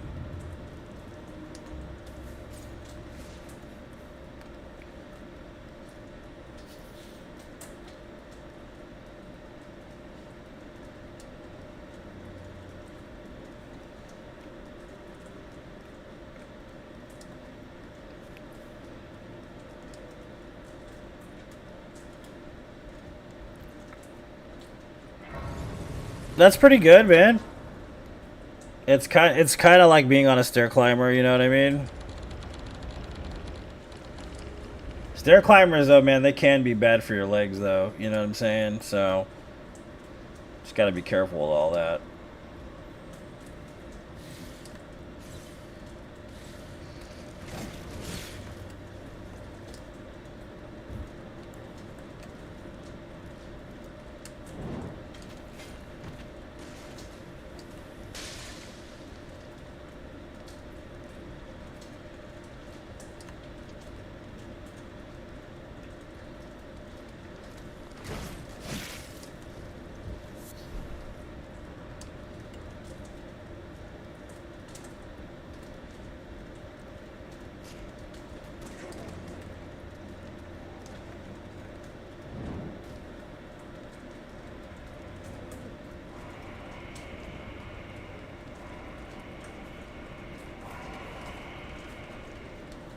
305 is your new max. Nice, dude.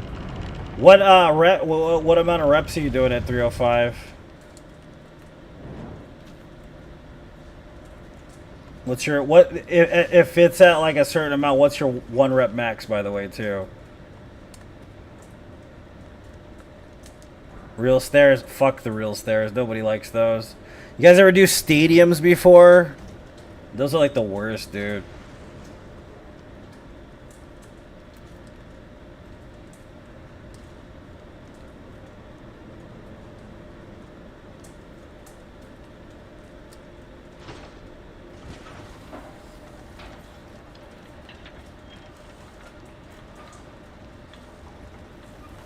I'm so tired, baby. I just want to go to sleep. I want to eat some magic mushrooms and just see what happens. I have some in the freezer, so maybe we can play Elden Ring on the magic mushrooms. That would be like the weirdest crap ever, dude.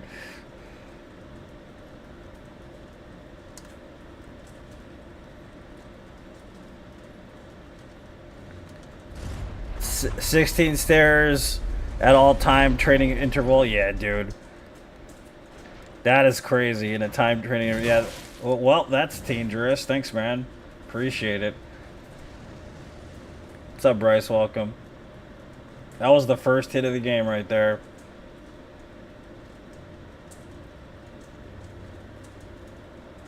In the morning when I make up. Rep it 1 at a time. For my max is 225. So you're talking about a cumulative number then? Or do you mean you actually set the rack up with 305 and then benched it is what I'm asking you? Because 1 rep max is calculated in a very specific way, depending on the amount of reps that you can do. If that's what you're talking about.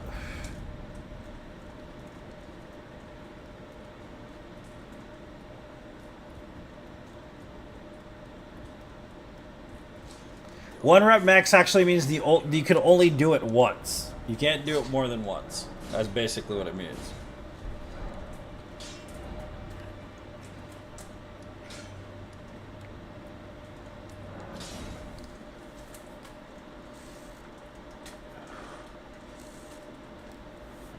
Usually when you're building for hypertrophy, you want it between 75 to 50 at the max.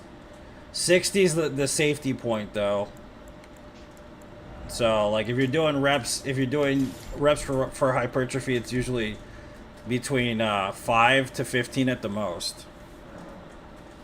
But that's like pushing it. It should stay between 5 to like 12 at the most.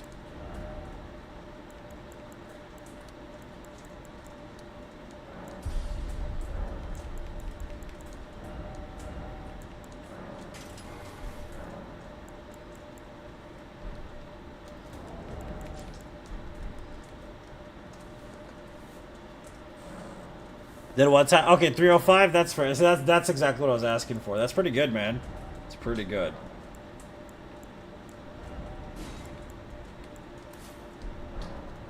It's pretty decent, dude. Should be proud of that.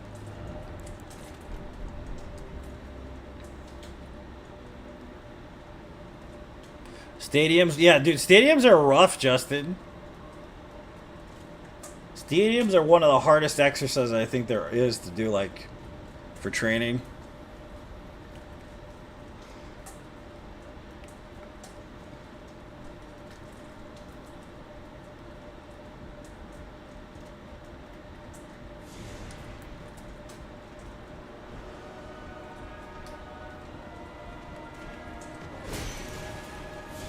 Gonna get hit, so it's worth it. It's okay. It's all worth it.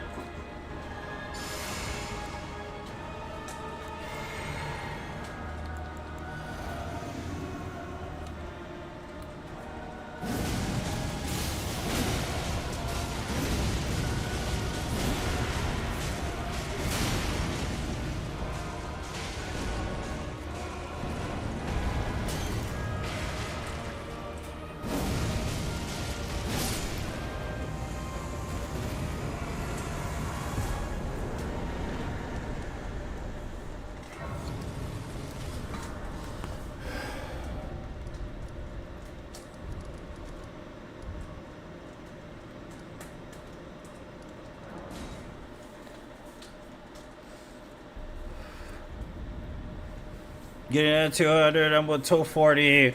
With me lifting, I really don't look bad for 240. I mean, it depends on what your goals are, man. Those are always the thing. Like, people always love to, like, have ideals of where they want to be, but realistically, it just depends on what your goals are. Like, making realistic and smart goals, you know what I mean, is very important for wherever it is you're going to go in your fitness journey, specifically. There's, like, people that are like, I want to lose 250 pounds in 2 months. It's like, dude, that shit ain't going to happen, dude. Like, realistically, it ain't gonna, unless you have like weight loss surgery or some shit, maybe, you know.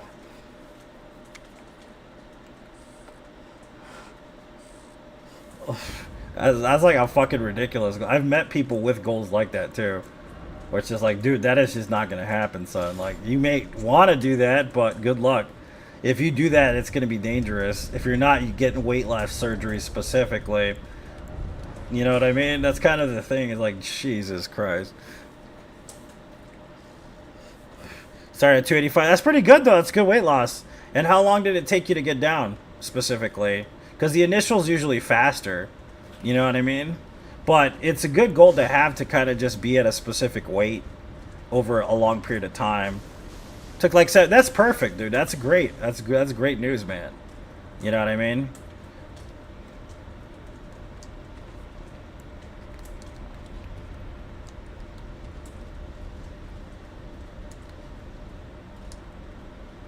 Great news. But like, when I was bodybuilding, because I got my degree in kinesiology and in nutrition specifically, but when I started getting certified for personal training and like for nutrition and stuff like that, you meet people that they have unrealistic goals all the time. It's just constant. It's a constant thing, dude. It's crazy, right? Like, they're like, yeah, I want to lose 150 pounds in 6 months. Like, that shit is not gonna happen, dude. Then you also gotta, you know, kind of counterpoint is the natural weight of muscle mass versus fat, subcutaneous fat, because subcutaneous fat is volumetric.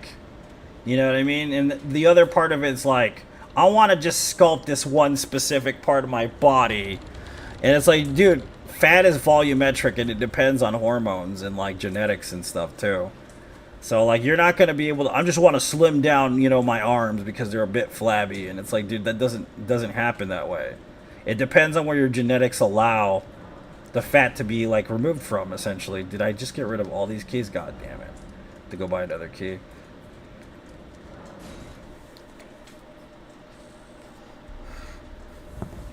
You know, and of course, muscle weighs more than fat. So, I mean... If you have, like, volume-wise, if you have, like, 100 pounds of muscle, it's going to be much smaller than a group of 100 pounds of fat, essentially, too. That's another thing to remember. People are like, why am I not losing weight? I'm the same weight, I look better. It's like, because you're losing fat. You're not losing muscle. It means you got a lot of muscle under the fat, man. You know. Fat doesn't weigh much compared to muscle. Muscle is solid tissue. You know what I mean?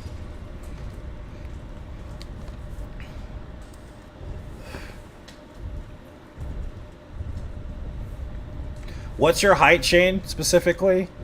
You're like, what are you like? You gotta be taller than 5'4" at least, right? At least. Plus, the thing is, the scale for obesity based on BMI is total bullshit most of the time because it's case by case. 5'6", yeah. See, the thing is that volumetrically, like I said before, based on weight. Like, for instance, let's say you are like already at 170 or something like that, right? And you're 5'6". They're gonna tell you you're underweight, right? But if you're like at 200 pounds and you're, you know, at the specific height of 5'6", you might be more muscular than most people. So BMI is just like a categorized way of studying body fat based on just generic answers. So, like, for instance, if somebody's like Franco Columbo, right? Franco Columbo was like barely 5 feet. That dude had to weigh at least 180 to 200 pounds. They would say he was morbidly obese. even though he didn't have more than 8% body fat. Do you see what I'm saying? So that's why I say BMI is a very, very inaccurate way to actually account for somebody's structure of skeleton, tissues, and whatnot. The best way to do it is skin fold caliper test. That, and they have a machine that can do it for you as well. That's why like having those things at your disposal is extremely important in a weight loss journey.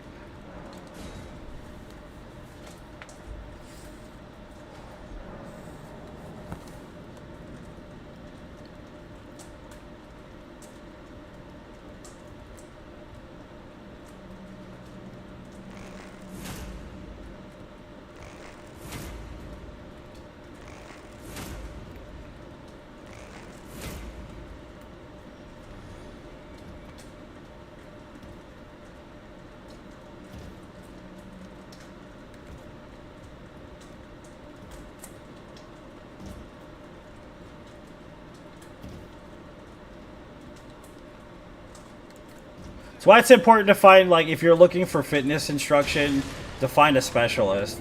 Or, like, somebody that, if you're looking for, like, weight loss, it's better to find a specialist, specifically. I'm not saying doctors don't know their shit, because they do, but they just have so much to learn they can't specialize specifically in weight loss, is what it comes down to. They do have the doctorate, they do have the information a lot of the time on how the body, you know, reacts to weight loss and how to get the best possible results to some extent. But it's not their specialty, is what it is. Like, there's nothing against people that are in the medical field that give out, you know, fitness advice. I don't think that's a problem. They are doctors. They do go for a long time. They do know a lot about it, but they're not specialized in that. That's the only problem that I have with it.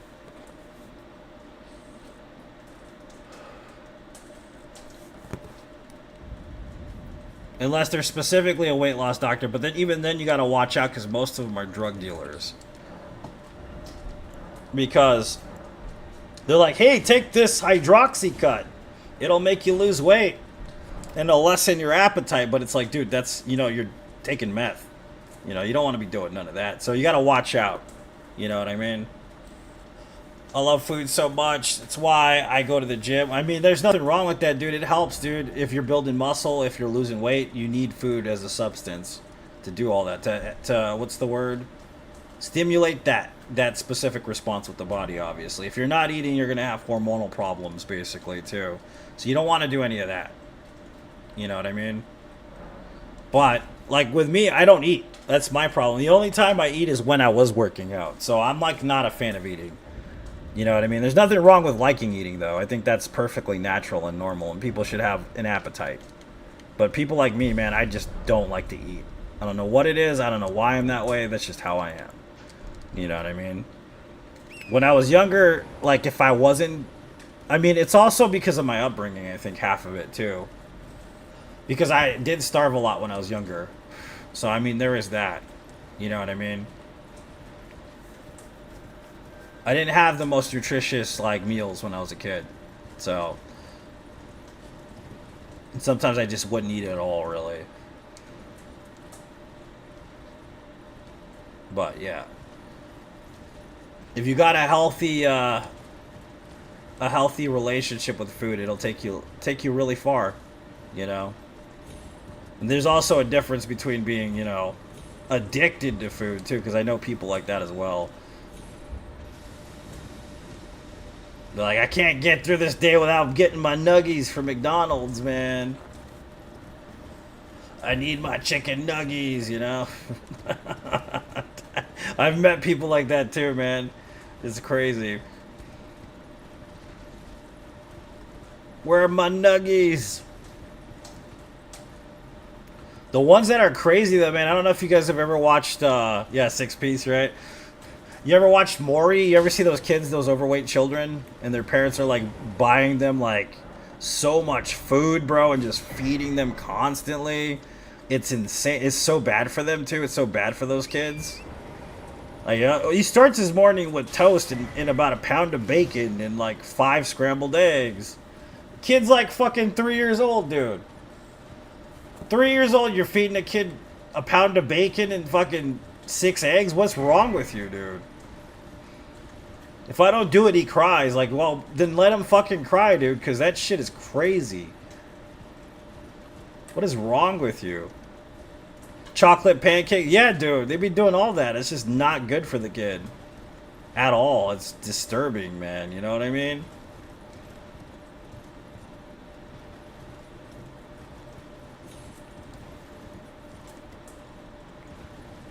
Gotta make. That's exactly what they say too. He's gonna grow up strong. It's like, well, he's also gonna grow up with obesity and like diabetes and shit. You ain't wrong, but you ain't right either. Like even sumo wrestlers eat a healthy diet. You know what I mean? They have special things that they eat that keep the cholesterol down, but keep the body weight on. You see what I'm saying? So you can be a big guy and be healthy. It's possible. It's just these parents are just like reckless as all hell, man. They don't care about nothing. It's crazy.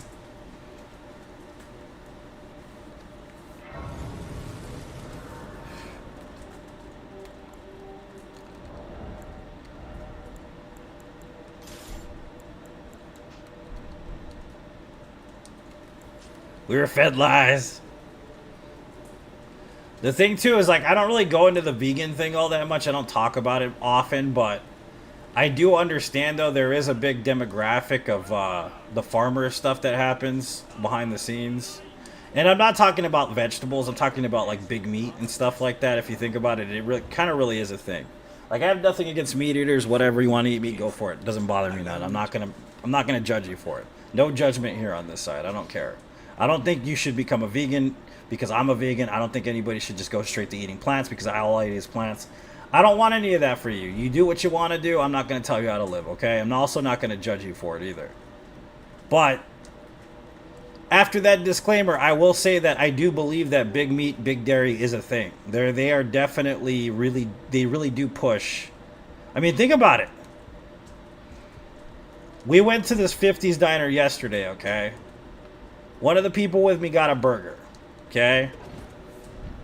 This motherfucking burger, bro. Okay, this burger had 3 pieces of bacon and about a half cup of macaroni and cheese and an egg on this motherfucker. It's already a thick-ass patty, son. Don't get me wrong. It sounds bomb, but realistically, did it need all that shit? Fuck no, it didn't need all that shit, dude. You can't get healthy eating like that. You just can't. Doesn't matter who you are or how fit you are. That shit will catch up with you. Cash grab, yep. It's very disgusting, yeah. I agree.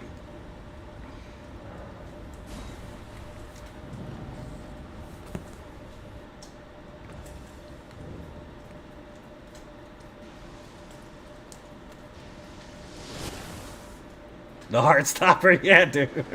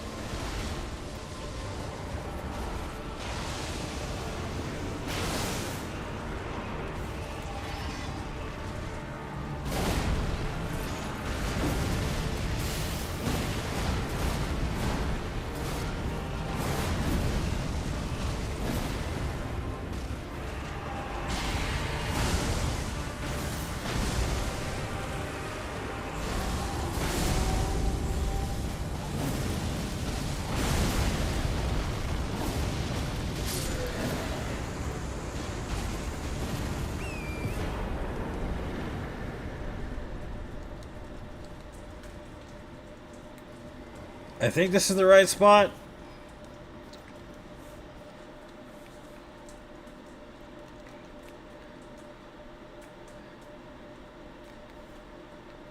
Imagine the sodium. I don't want to think about the sodium levels, dude. It's rough. The heart attack burger in Vegas? Yeah, I've heard of it. What about those eating challenges too? I mean, granted, I know like it's a novelty. I understand that part, but do you guys think that eating challenges are healthy? Realistically, I mean, like that dude that did that show. Remember, He would go from fucking city to city doing every eating challenge. That shit has got to be bad on your soul, dude. Honestly, you're gonna fucking die from that. It's obvious he gave up for a reason because he was getting fat and he was getting sick and like, it's like a bad idea, dude. You know what I'm saying? To do that the way they did it.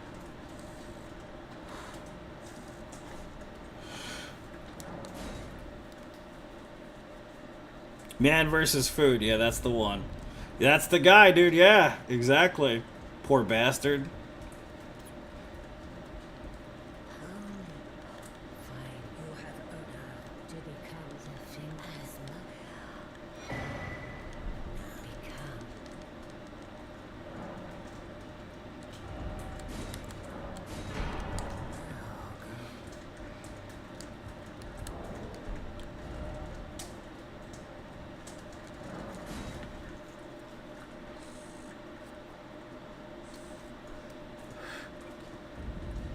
Yeah, especially if you go to the gym. Yeah, dude, that's the thing about it. Going to the gym will help it. You know what I mean? But ultimately, it's all about keeping yourself in line. Like, it's okay to have cheat days and cheat meals and stuff. There's nothing wrong with that. But not every day should be a cheat day. That's, yeah, that's the problem there. It's like some people are like, yeah, well, I worked out. It's time to go get the big boy burger, 12 patty bullshit, you know, like. That's definitely, I mean, in the long run, you know, it's probably not the best thing to choose. You know, like at least try to have some lean proteins, you know.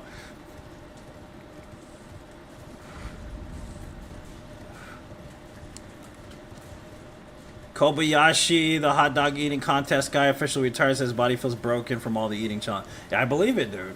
I loved Kobayashi, too. I think he's awesome. He's definitely... Back in the day, he was cute as fuck. I'm not gonna lie to you, but... Yeah. That's all I'm gonna say. When he used to take his shirt off, I'm like... Damn. That's all I used to say is, damn. But yeah. Dude was in fucking spectacular shape, though, you know what I mean? Super good shape. But you right, though. I mean, it's gonna kill you. Eventually. I don't have any room to talk though, because I puff on a vape like it's my mom's boobie. You see what I'm saying? But still, it's definitely not good for me to do that. But I still do it nonetheless.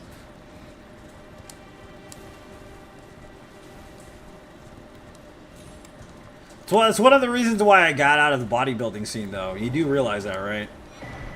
I've talked about it in the past.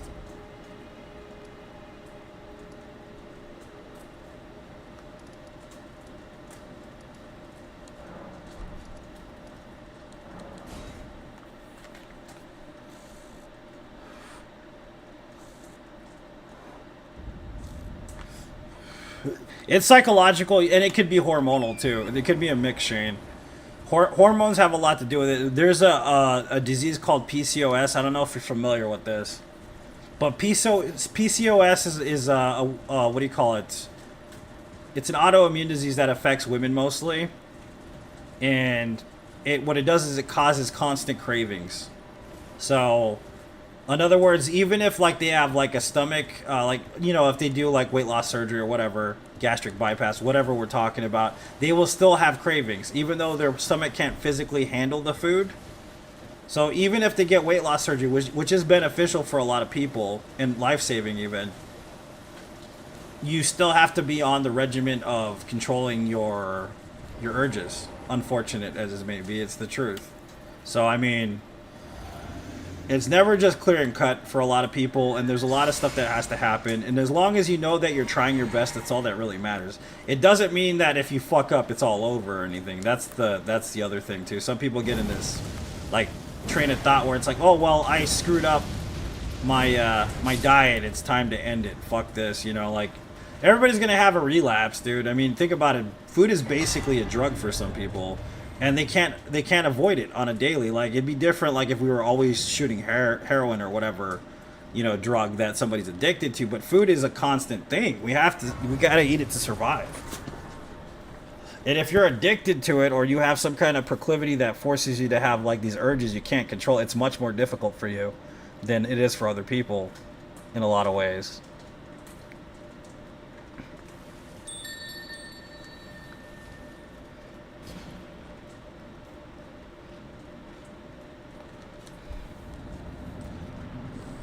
A slushy contest would cause so much brain freeze, son.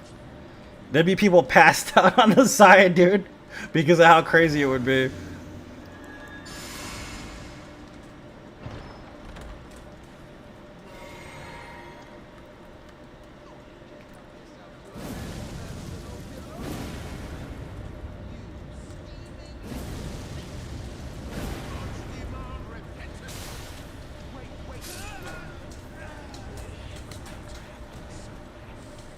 Suppresses appetite, yeah, dude. See, that's kind of beneficial, right? That's a good plus to a medication, honestly, sometimes.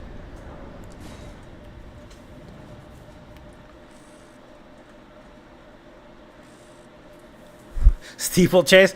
Did you watch the men's diving team? I'm just asking, Jane. I saw some pictures.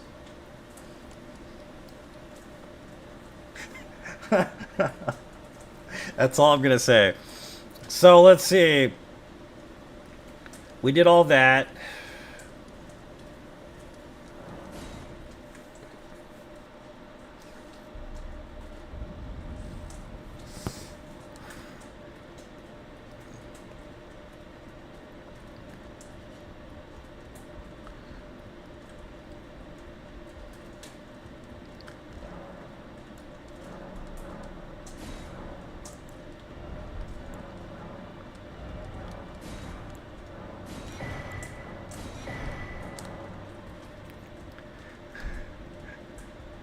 Not this year? Yeah, don't you see?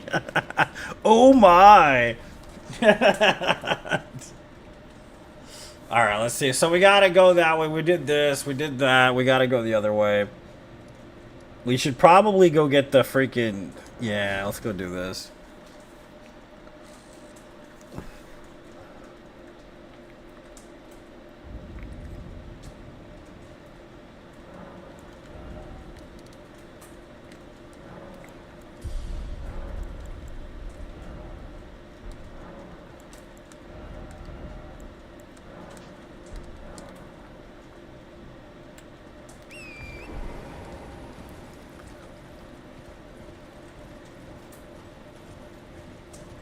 It depends on the moderation with which you ingest blood, in which you ingest glucose, depending on what kind of fruit you consume.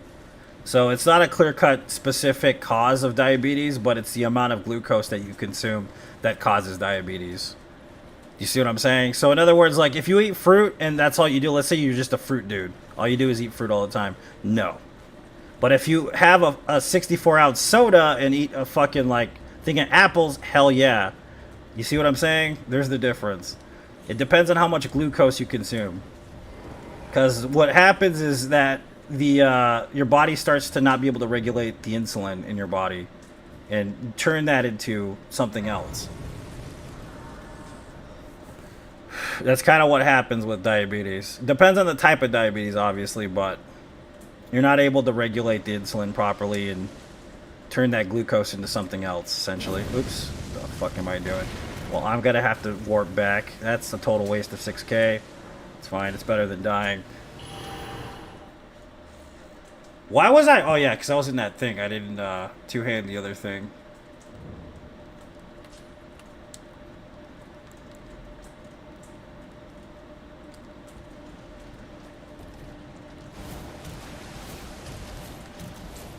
Again? Oh my... Are you serious? What's going on here? Yeah, so that's the thing, is it depends on how much you consume, why you consume it, and then the other parts of your diet as well. So, I mean, fruit won't necessarily be the cause of diabetes, but if you consume too much glucose, you will have diabetes eventually. And it also depends on genetics, too, because if you're predisposed to diabetes, you have more of a chance to actually get it, versus someone whose family doesn't have a long history of diabetes.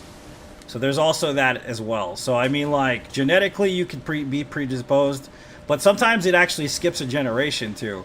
It's like some people that have, like, that have cancer, right, or don't have cancer. Like, I've met people that have been smoking for, like, 80 years, dude, and they never got cancer, right?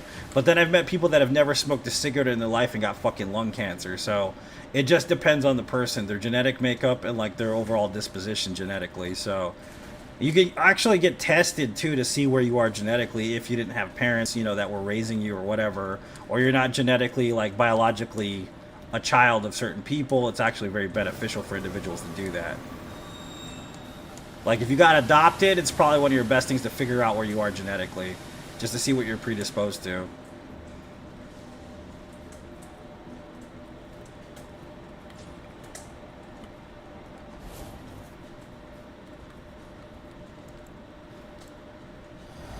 Jane would know more about this though because she legit was a nurse.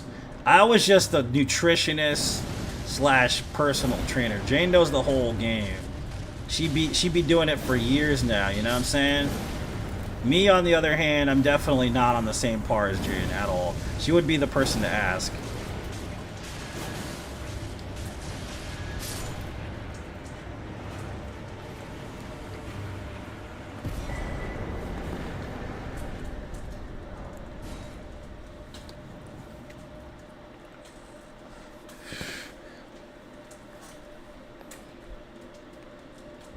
Like, my family, dude, everybody had diabetes. You know what I mean? Like, everybody. My cousin had diabetes. My aunt had diabetes. My other aunt had diabetes. My uncle has diabetes. He's on dialysis right now. My aunt was on dialysis for like 10 years or some shit before she got a transplant. My cousin, before she passed, she got a transplant because her kidney was jacked, you know? Or sometimes. I appreciate you, Jane. Thanks for saying that. It's very nice of you. But you are the mama, though. You know everything. Especially all the medical stuff, you know? The funny thing, too, is that my whole family has diabetes, right? Like, everybody except for my dad. But I don't have diabetes at all. It's crazy as hell to think about, because it's true. I don't have any diabetes whatsoever. I wasn't even pre-diabetic at my worst. And that's all genetics. It's because it skipped me for some reason.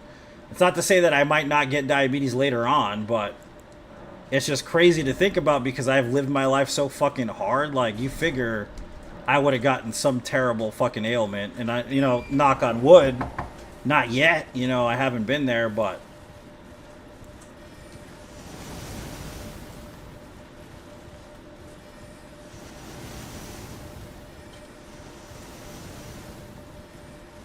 But yeah, my aunt passed away from diabetes. My cousin's diabetes was pretty critical, you know, so it's dangerous. Diabetes is extremely dangerous if it's not nipped in the bud, you know what I mean? So diet and exercise, if you get pre-diabetic, then it's definitely the way to go to adhere to a specific diet and try to get yourself to turn around, because once you get past that cusp, dude, of needing like insulin and needing medications, and it's kind of hard to pull back from that and have like a life without it, essentially. It doesn't mean your life won't be wholesome and you know, good and long lasting, and because you can survive with diabetes totally, but you have more of a chance of complications with diabetes than without it. So it's better to just try your best to not get it, you know what I mean? If you're predisposed and you have all those like family members that have it, you know, it's better just not to invoke the spirit of dread there. You see what I'm saying? But me, I'm terrible, notoriously terrible. I talk about it. I have great advice for people, but do I follow this advice? Fuck no, I don't. I'm only human. You know, here I am still puffing on my vape, which is probably going to give me scar tissue in my lungs or give me fucking cancer at some point. You know what I mean? But honestly, realistically, should I be doing it? Hell no. I should not be doing it, but...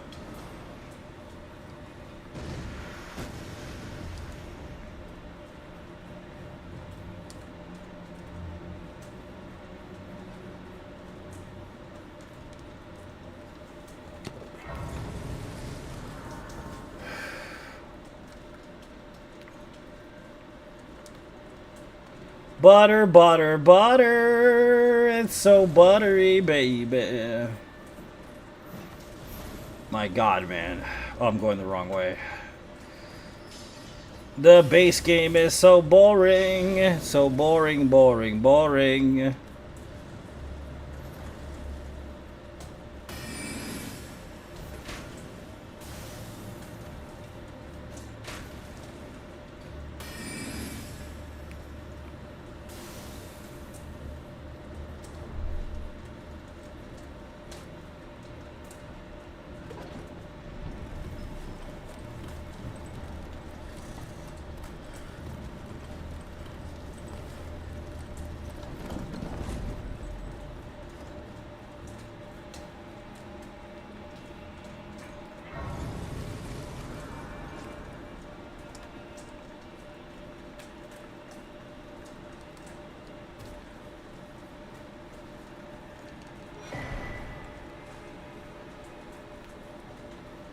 Yeah, but I don't know, man. I love the fitness. I love the fitness thing. I love the gym.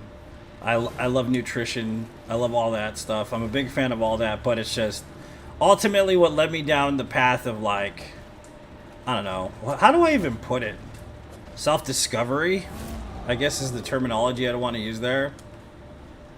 Because a lot of it was basically formulated by society. The way that I react to certain things or interact with society in general has to do with a lot of that. Like growing up a certain way and being like in certain situations. So a lot of me giving up bodybuilding has to do with self-discovery portion of my life, basically.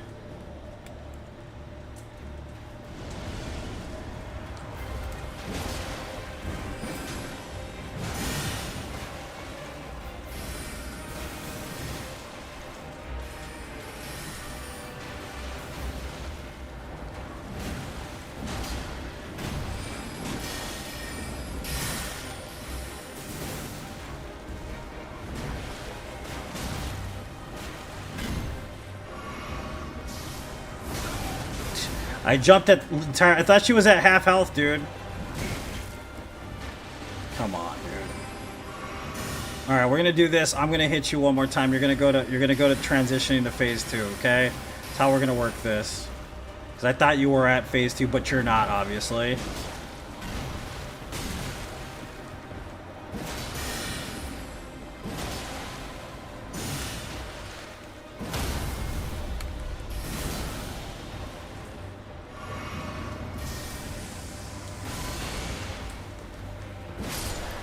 Thank you. Yeah, that's what it has to do with. Like, I have nothing against the bodybuilding world. I love bodybuilding. It was one of the things that saved my life for so long. Like, I can agree with the fact that it's inspirational. It teaches you focus. Any kind of sport like that's really good, especially when it deals with self-reliance. You know what I mean? I think it's one of the more, I don't know, specific type of sports that people don't, either they comprehend what it's about or they don't understand it at all. You know what I mean? But I do love bodybuilding. There's still a passion there for it, honestly. I adore bodybuilding. I will never be tired of it. I love it so much. That in the martial arts. You know what I mean? But I definitely don't want to partake anymore in the bodybuilding world. I'm not interested in doing that anymore. Because I did it for what, 20 years? 20 plus years? Bodybuilding?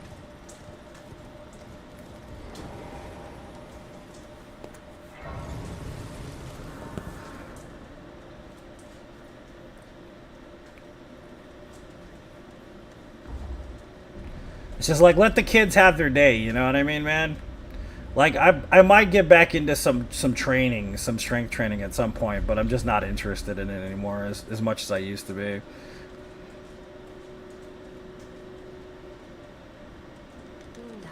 Because my goals changed, I guess, you know?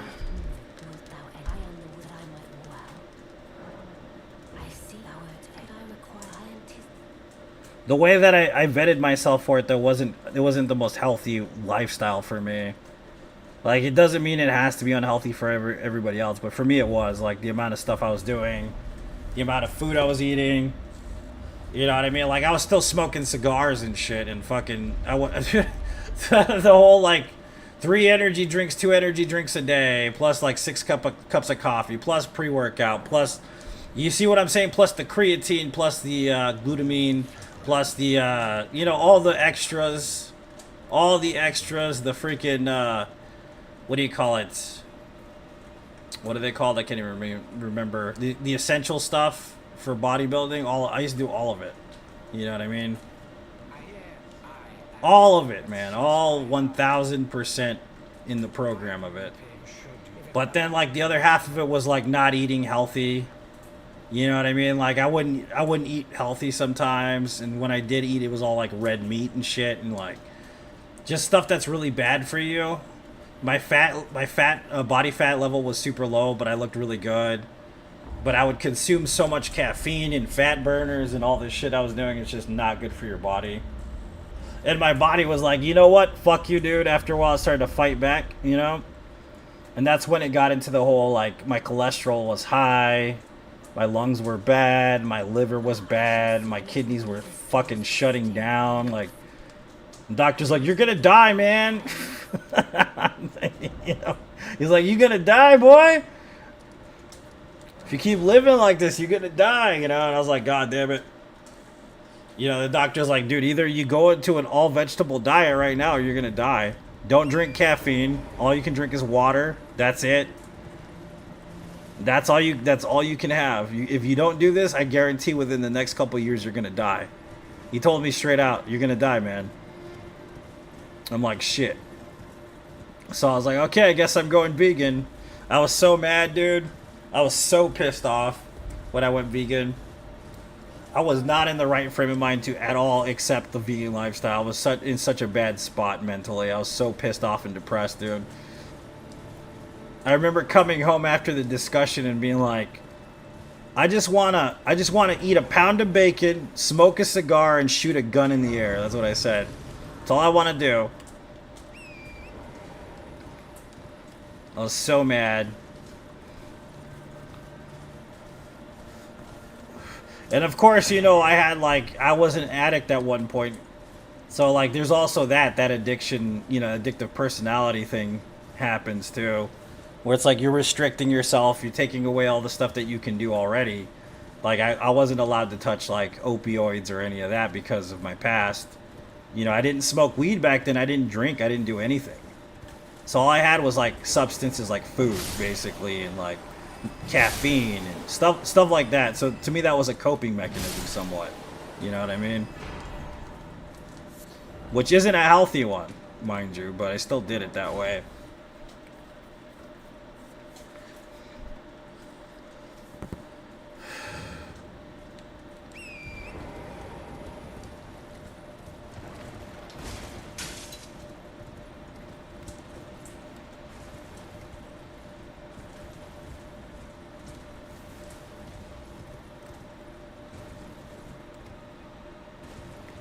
But I talk to people at my other jobs sometimes about my past too, and it's funny because they don't know what I do here on Facebook. Like, nobody watches, nobody knows who I am. I don't try to push that out there. I don't go to my other job like, hey, follow me and follow my stream. Like, why would I do that? It's like the most, you don't shit where you eat, you know what I'm saying? You don't want to do that. It's a bad idea, right? But I do tell them about my past. You know, I talk about when I lived in Vegas, when I lived in LA, you know, all this different shit, but it's crazy to remember, like, Vegas life. So vastly different than this life I currently inhabit.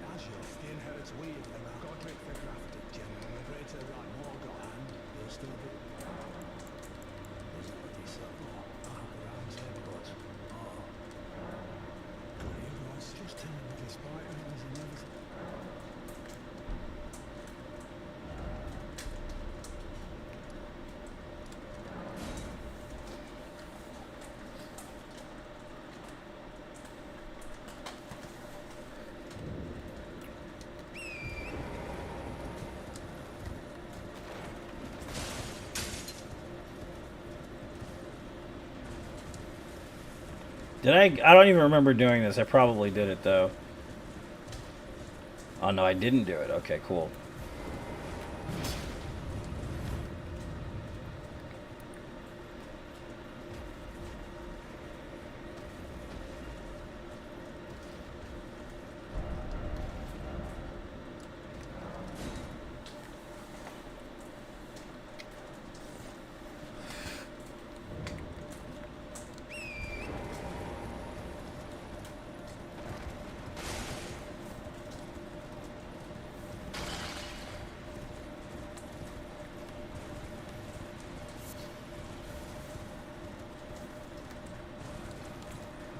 Butter, butter, butter. It's so buttery, baby.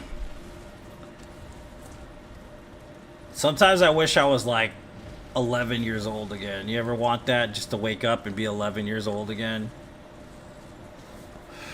I have these great memories of like Sunday afternoons with my grandmother. They're so much fun to think about sometimes. Not a care in the world. You know what I mean? Sunday, they used to show this thing called Sunday Afternoon Matinee. They used to show like movies that were like... Hold on. They used to show movies that were dated a bit, you know what I mean? Like they'd show movies from the 1980s and stuff. This was like the late 90s, mid 90s, around then. And they used to show movies that were from the earlier eras, kind of. So they'd show like Predator and Predator 2 and like Red Heat and like boxing films like Rocky and shit like that, and like Commando and on a daily, you know what I mean? And then just the vibe of chilling on a Sunday, man, back in the day was so much fun. Like, it was just so different. My grandmother used to water her yard in the morning and then in the afternoon, and I used to help her with that. Just so lazy and relaxing and chill. And like, it's like yesterday I was like, I went here and went there and I went here and I went there and I went, like, dude, really? I don't want to do all that on my only day off of the week, man. I don't have any other day off. That's it, dude.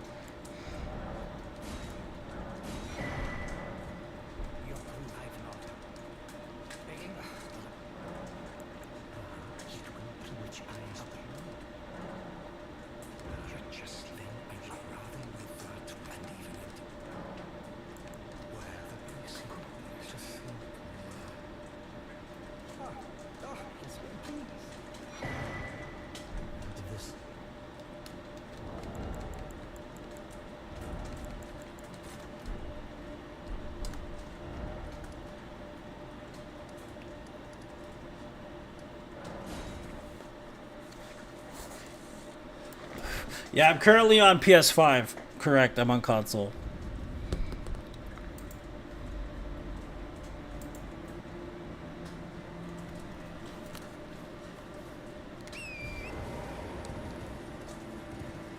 Oh, dude, you know what? Chat wasn't working on Facebook, dude. I did not know this.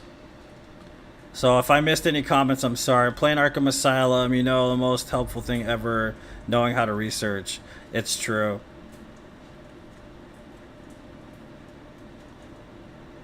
I don't know what happened to freaking chat. TMNT, dude? Or TNT. Oh, TNT, yeah. No, we can't do this. It's a solo run, Jaden. Sorry, man. Solo 100%. Solo. So it's all Remembrances, including DLC, no death. Solo, no glitches, basically. Sorry about that. Thank you so much for wanting to help, though. I appreciate you. Somebody type in chat so I know if it's working here on Facebook. Just whatever. It doesn't matter what you type in there.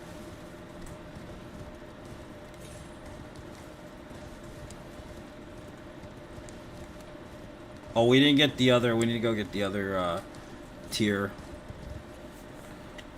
Okay, we got that. I got that. Good copy, Jane. It's a really good game. Yeah, I love this game too, man. Meow. Where Kurt Russell gets his wife, The Vanishing. That's what that's called. Isn't that the one with Bridges in it, right? It's the one that has Bridges in it. I'm pretty sure Bridges is in that one. The Vanishing is what it's called, yeah.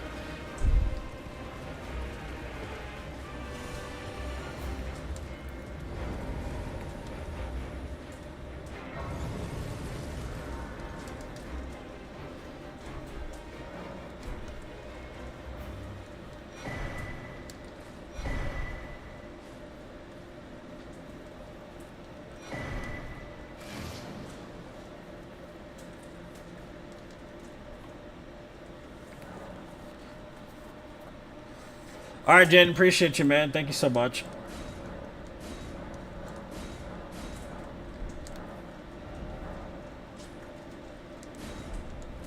I'm already there, man.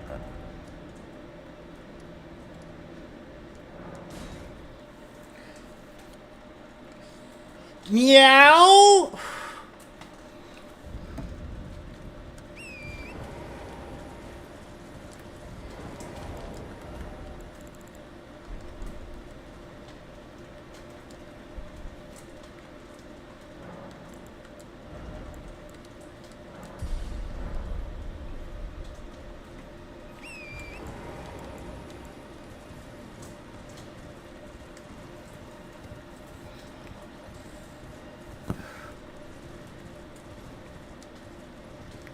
Butter, butter, butter.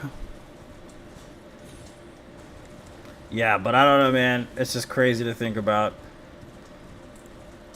My kids are all like, oh, we're so young and we have nothing to do. I was like, I hate you guys.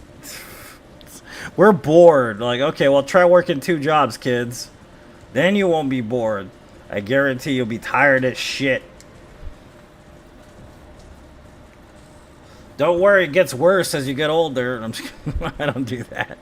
Like, Lotus is over there crying, I don't want to be here for 4 hours.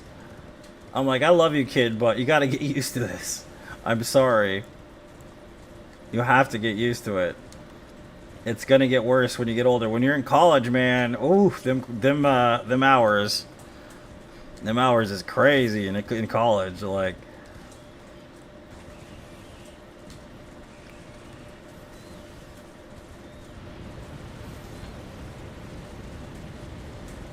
it would be at her detriment to basically, like, ignore the fact that she's going to need to get used to it. You know what I mean? I think that's kind of the thing. I hate being that guy. Like, you have to get used to this. This is going to be normal. But it is the truth. Like, I can't lie to her. I mean, that's what the world expects, as sad as it is. It does kill the soul, in my opinion, to have to follow, you know, society's construction. You lose out on your own focus of yourself a bit here, you know, especially working in whatever industry you get into. You kind of lose that intuitive touch to the inner self, in my opinion. But it's how you play the game, man, unfortunate as it may be. It's hard. Hell yeah. It sucks.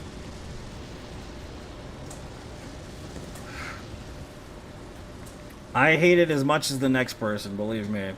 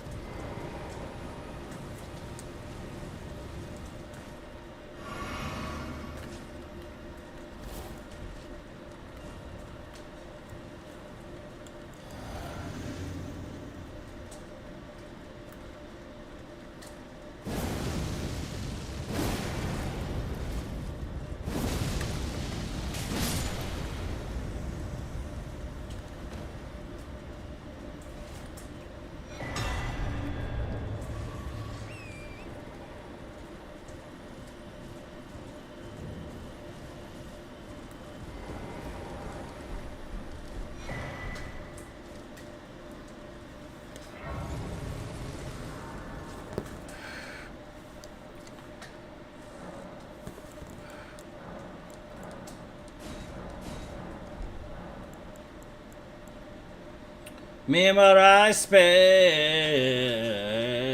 So let's see. What do we need here? Ashes of War. That's what it is.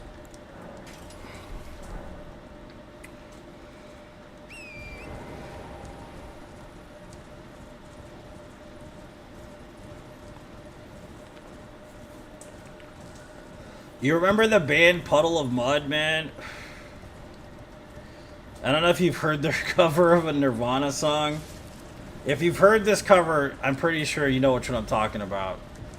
But, ugh, God, it's like stuck in my head, dude. I hate that version of the song so much.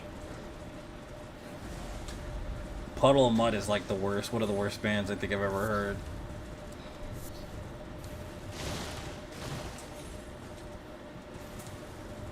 They were late 90s, early 2000s.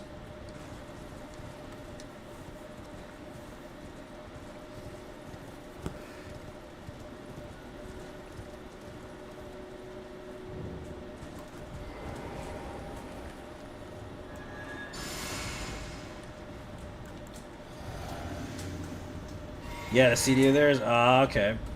Fair.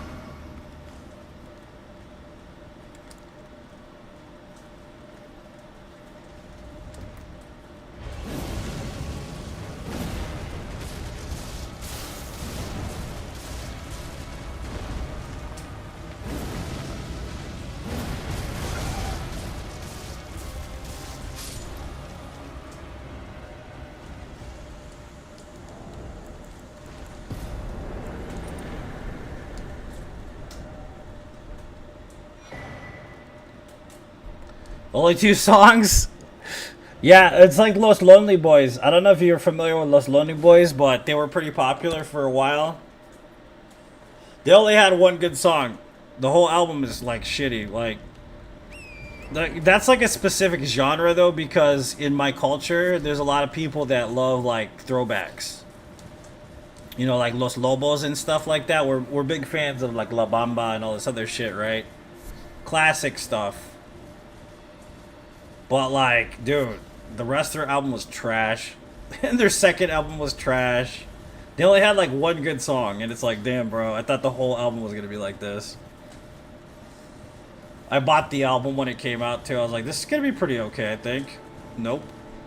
Wasn't. I was so disappointed with it.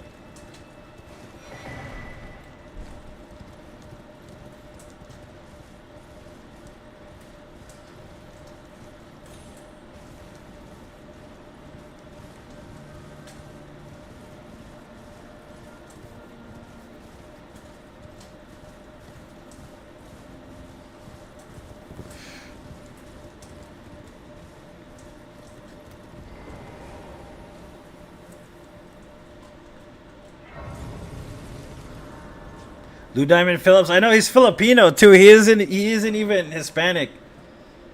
That's the best part about it. Granted, of course, you know, you could say that Filipinos are the Hispanics of the Asian world if you want to. I've heard this. I've heard Filipinos say this specifically. But it's funny because he's not even, he looks yaki though. You know what I mean? He looks yaki. He looks like a Chicano. He really does. It's crazy, dude. Like, he looks the part for sure.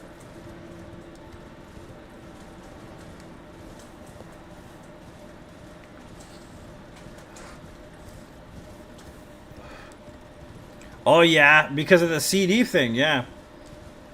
Because the only way to get music was like illegally downloading music or buying CDs back in the day. That was it. That's why you wouldn't know if an album was fire until you bought it. You had to take a chance on it. Like, you could go to the record store and they usually had like a couple of CDs all like kind of put out there for you to listen to, but it was never all the CDs. So you kind of had to take a chance. Is this going to be good or is this going to be bad? Like, you can't tell. And you can't really return them CDs either once you pop them open and listen to them for a few hours, because they'd get all mad at you for it.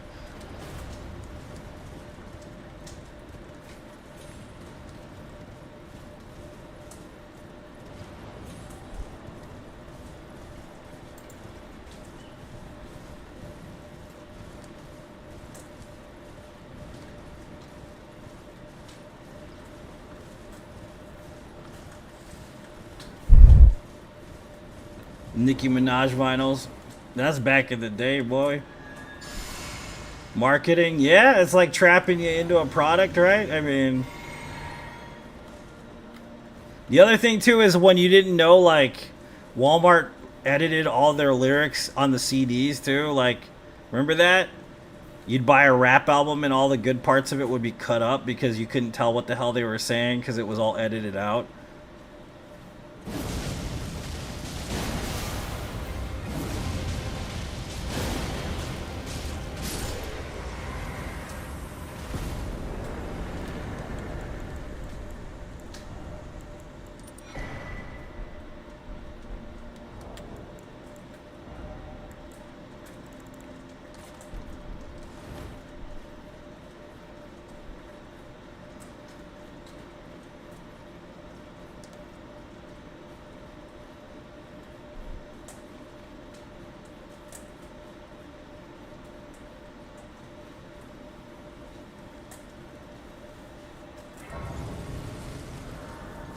Asheroth.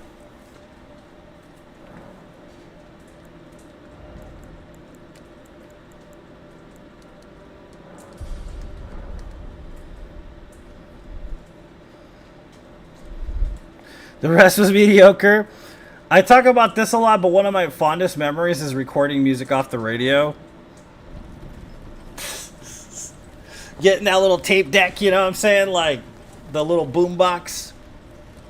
And waiting for your track to play. Right? And then like they'd be talking over the fucking track at the end of it.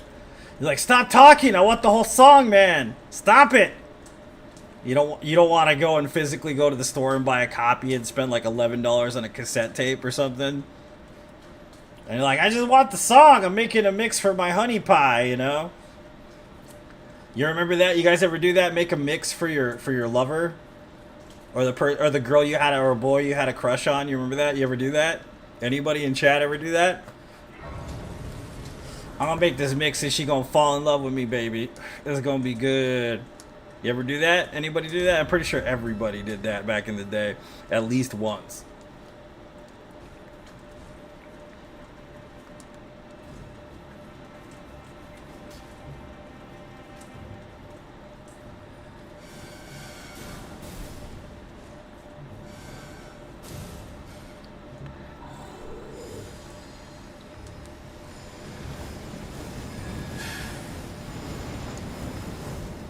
Or that one person in the car, like I was that one person in the car where you like mood music, you know, you set up a playlist for like a travel destination or some shit. And like, yeah, these people will like this music. It'll be a good time. And they get in the car and they're listening to the music that you selected and stuff. And they're like, dude, I hate this song. Can we change this music? It's terrible. I love that. It's like one of my favorite memories. This is terrible. I hate this shit. Let's change this shit, man. You made mixes all the time? Yeah, dude. Mixes, dude. That's some old school shit right there.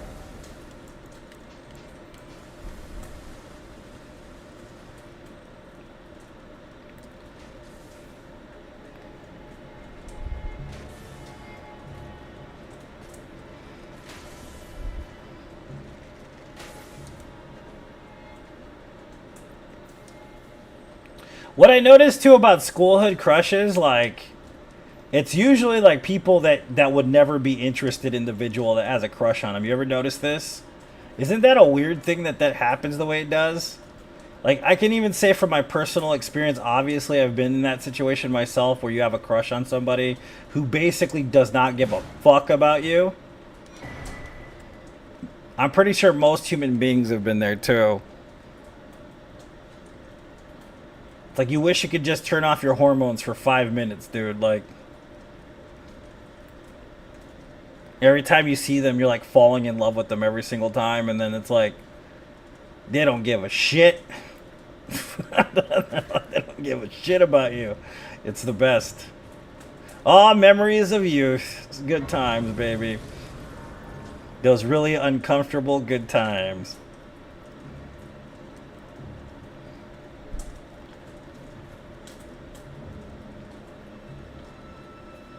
Y'all ever have a work crush that would never work out, but you just like kept it on the low? Like a person you met at work and you just instantly got a crush on them? Yeah, and it's crazy, right? That sucks. That's one of the worst, dude.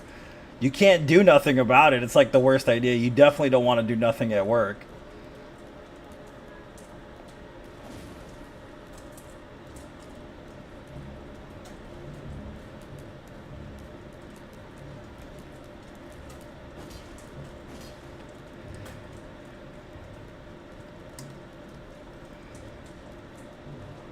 The other thing too is when you see married people and then they kind of like do the thing outside of their own walls. That's another one that's kind of crazy to watch. Like, you know, this person's got a significant other, but they be like hitting on this dude at work. You know what I mean? Like, damn boy, what is this?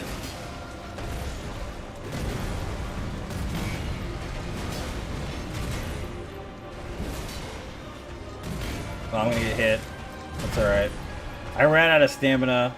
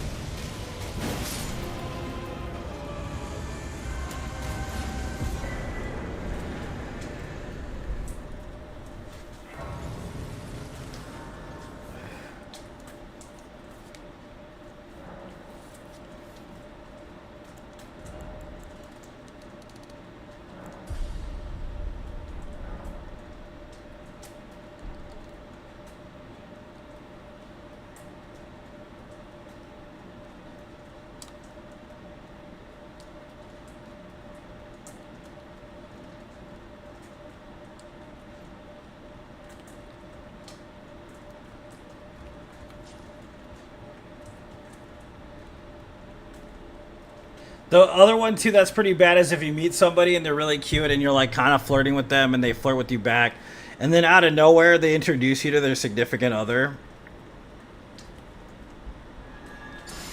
That one's pretty terrible. That vibe is like one of the worst.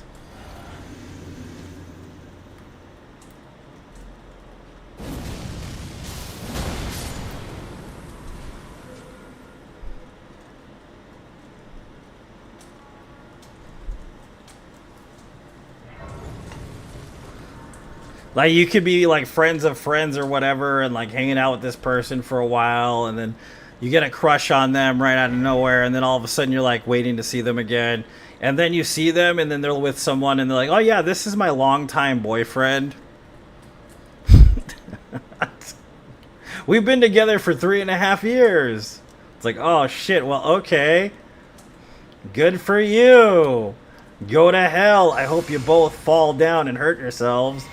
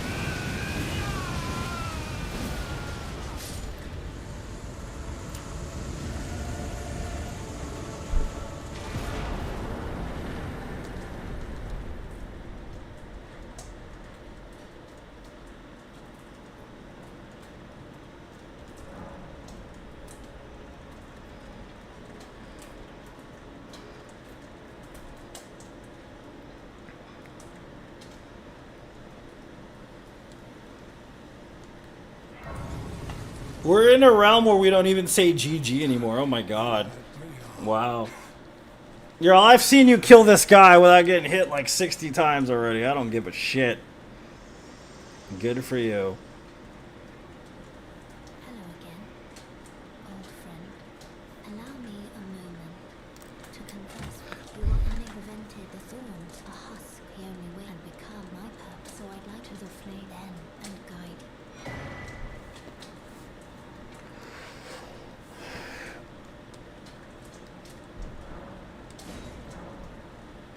Shall I let my share them with me? What 30, Vig? for the next part just to have it. Because we could get easily killed.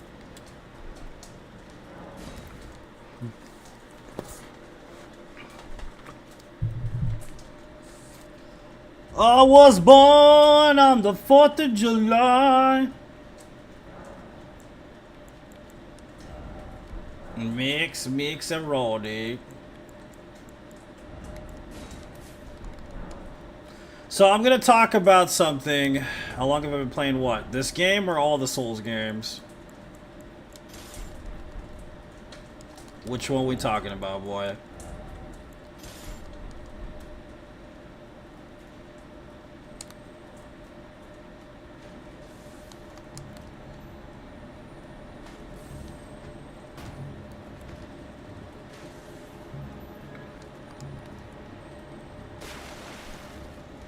Since 2011, man, I have like 5,000 hours in this game though. I didn't mean to use this. To go get more right now.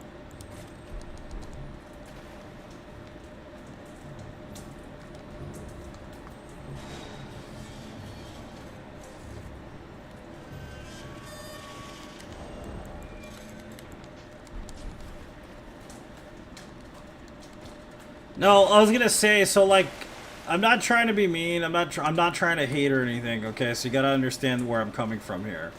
So I have to explain myself because people are gonna take this the wrong way. So I have to paraphrase a lot of shit to cover my ass because people don't understand half the time what I mean or what I'm talking about. Okay, we've talked about Bloodborne a bunch of times. Okay, I've explained this. I'm gonna say it one more time. There's no rebuttal here. It's the same as I always say. Okay, Bloodborne's not gonna get a remaster anytime soon. Number 2. Bloodborne is never going to get a sequel. Number 3, they're not going to remake it if they're going to remake it at all. Not right now. The reason has to do with a lot of different factors, and I've said this before and I'm going to say it again. Number 1, publishing rights. The reason why this won't happen is because of publishing rights. Sony PlayStation owns the majority publishing rights of the IP for Bloodborne. Number 1. Number 2, FromSoft does not own the publishing rights for Bloodborne. They own partial of it, not the whole shebang, okay? So even if FromSoft wanted to make a Bloodborne remake, remaster, sequel, whatever, it's not on them to do it. Number 3, Miyazaki hates making sequels, okay? He will not make a sequel if he doesn't have to, essentially. Number 4, if they were to remake it, remaster it, whatever, more than likely it will not be FromSoft doing it. Okay? So FromSoft's ability to actually be involved in the Bloodborne project, no matter what it is basically done. It's never going to happen again. We're never going to get a patch. We're never going to get another DLC. We're never going to get a sequel. Okay? Just got to get that out right now. Understand that. It's not going to happen. Okay? The last part of this is I'm going to go ahead and say the reasoning for a lot of this. Legalities. Number 1. PlayStation is super stingy. They won't allow it to happen. Okay? Because they want to keep their IPs for themselves. Specifically the FromSoft versions of games. Okay? So, like, look at Demon Souls. It came out in 2008, right? Have they ever put it legally on PC? No. Okay? What do you call it? Demon Souls Remastered, is it on PC? No. Okay? Bloodborne, is it on PC? No. Will it ever be on PC? Probably not. Okay? And I mean this with the kindest of hearts when I say this, okay? I know that Kai Cenat probably has every good reason to want to like promote the idea of creating a remaster or whatever he's trying to do with his stream. But it's just not going to happen, bro. It's not going to happen for a lot of reasons, and most of it is legality. So, it's either that or it's an attention grab, one or the other. And I'm not trying to be mean. The guy seems like I don't know anything about him, so I have no judgment towards him whatsoever. But, like I said, either he's grabbing attention on purpose, and he knows that it's not going to happen, which he probably doesn't, okay? Or he legitimately is trying to do something that's not going to happen. So, I'm just going to put that out there. If you like the guy, if you like his streams, cool, good for you. I've never seen anything he's ever done, so I don't know anything about him. Okay, I'm just telling you right now, I've only heard through news stories and whatnot what he's trying to do with Bloodborne. But it's not going to happen. I'm just telling you straight out, it's never happening. No matter how... If it was through Bandai Namco, he might have a strong case, but it's not through Bandai Namco. It's through PlayStation and Japanese games, basically. If it was through Bandai Namco, he'd definitely have a shot because they're willing to listen to the fans more than PlayStation is. PlayStation is not willing to at all, basically.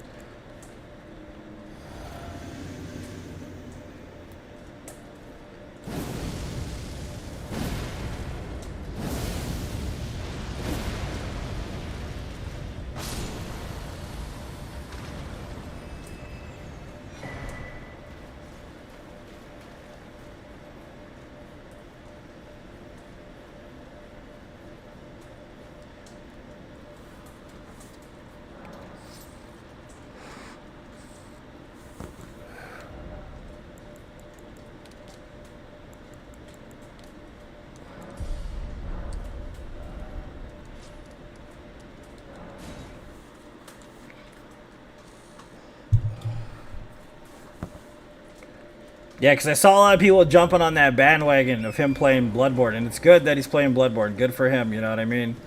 But ultimately, like I said, it's kind of in vain. So, at least he'll get to experience the game, I guess. You know what I mean? I guess that's a positive there, but...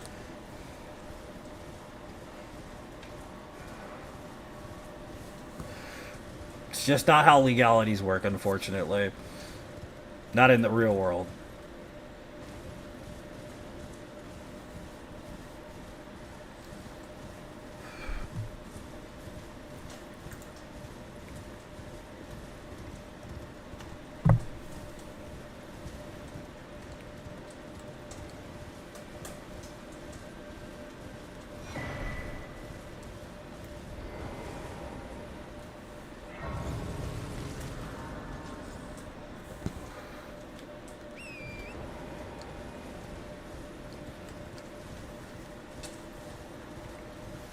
Strawberry lemonade is so good, Jane. I love it. I adore it.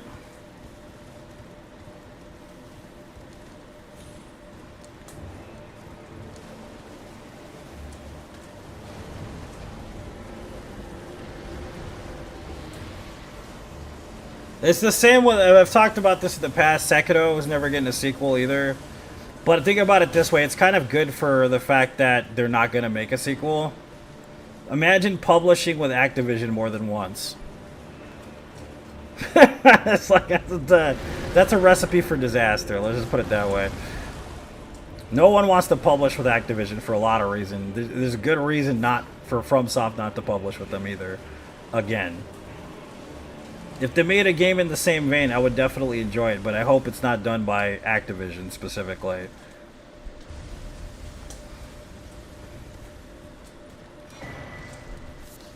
I think that's one of the main motivations for them not putting out DLC for Sekiro in the first place, was because it was through Activision. I think self-publishing's like their best bet, but they're probably not going to do it.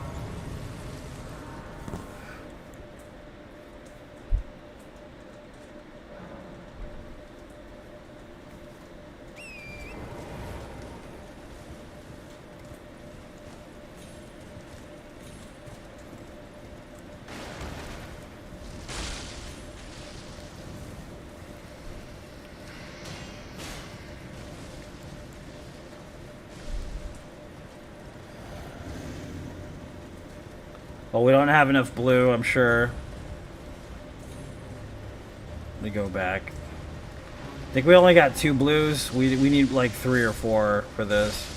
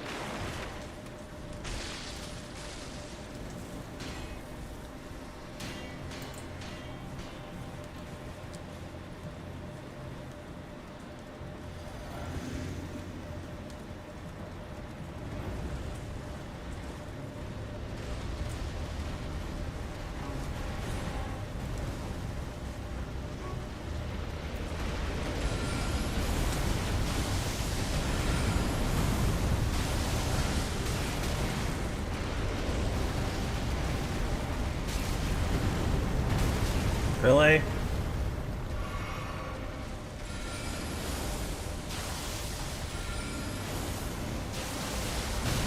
Really? That hit me too? Oh my god, dude. Seriously?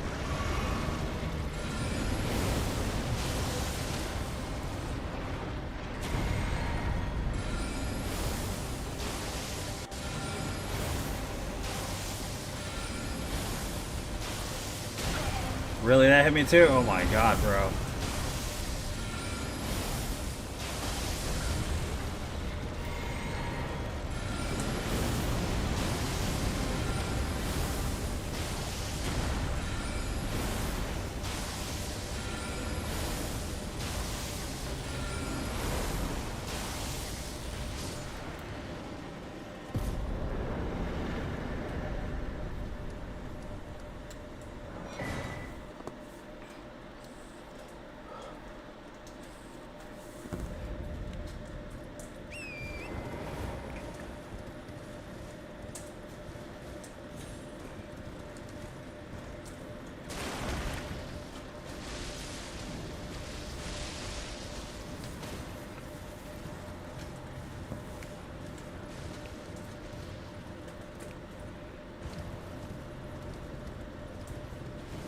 Is he not here? Don't tell me we didn't talk to his ass. We didn't talk to him. Of course we didn't.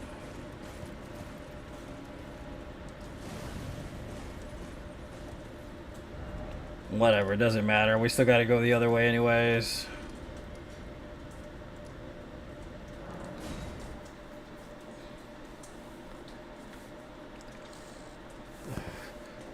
I don't know, man. It's just crazy to think about. That some people will just never get to play Bloodborne that want to play it. Right? It's just insane.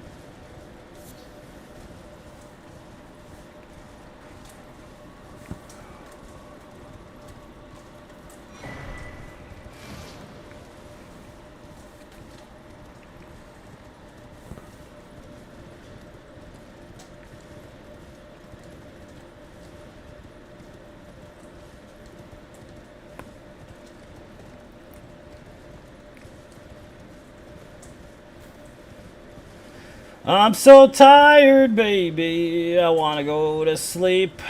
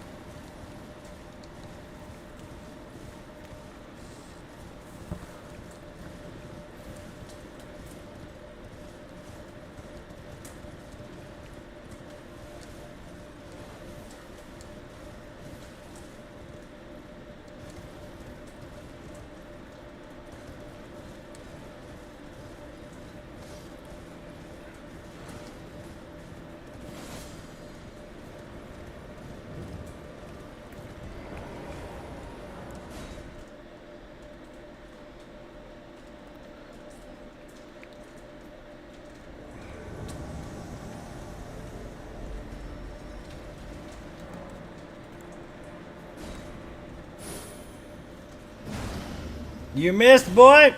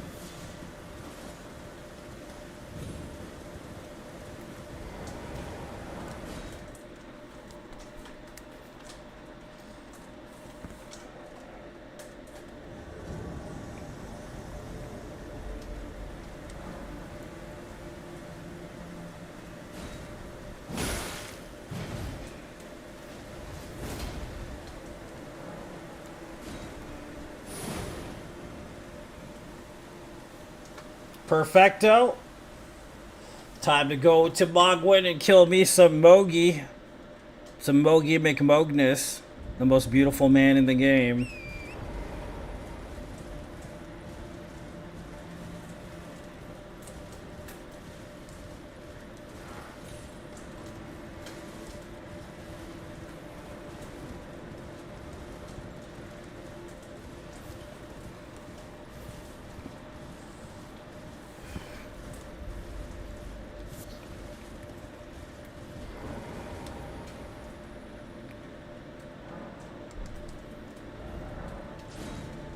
Alright, so we did all that.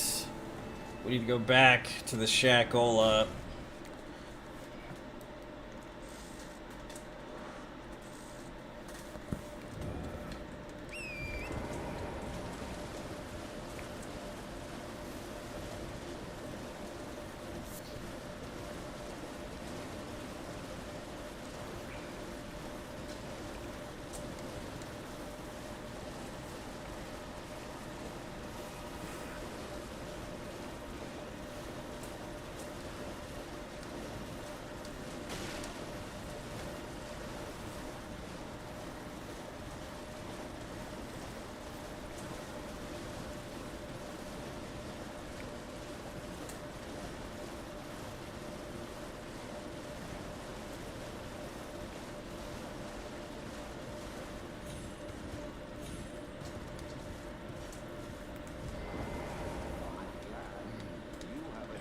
I wish to unite luminary zone. For your normally Okay.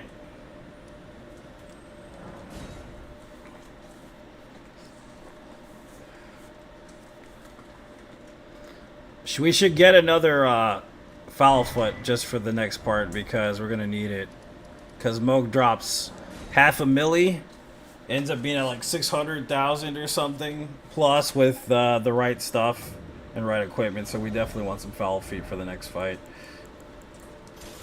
It's a lot of runes. You don't want to miss out on them, basically.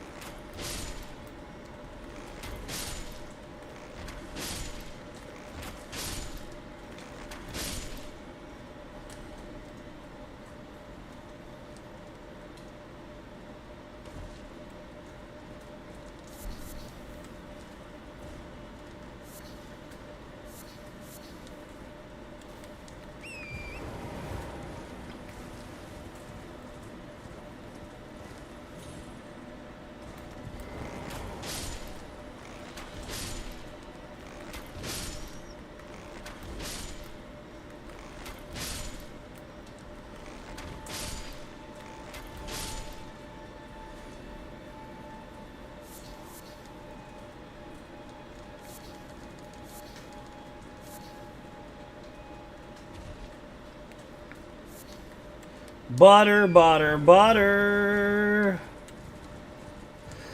It's so buttery, baby.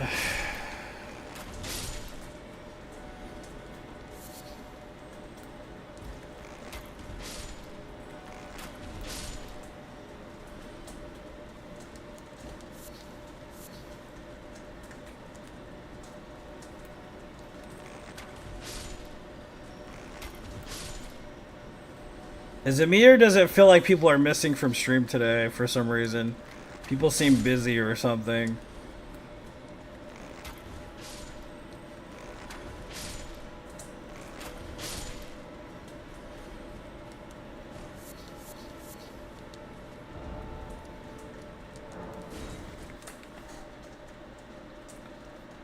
Kudasai.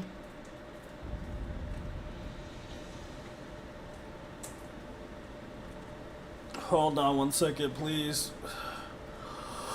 Oh, so tired, man. Shit. Let's see, what was I gonna do? I can't even remember. I don't even remember what I was gonna do.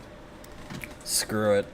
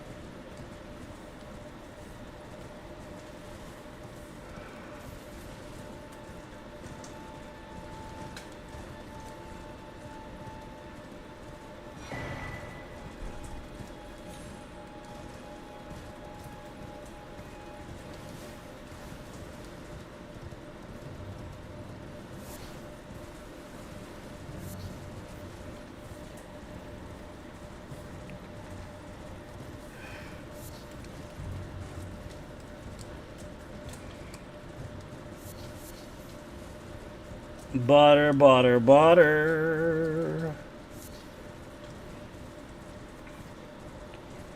Has anybody tried out level 1 DLC yet or no? I have.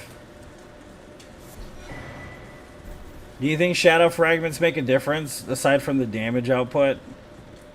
If anybody's done level 1 stuff.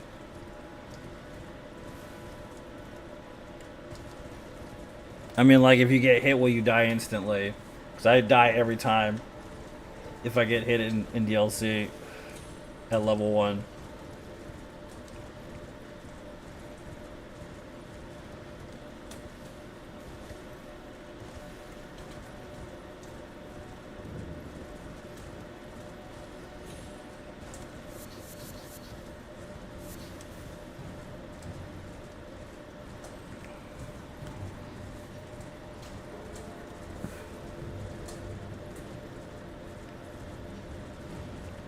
Oh man, I should probably drink another cup of coffee.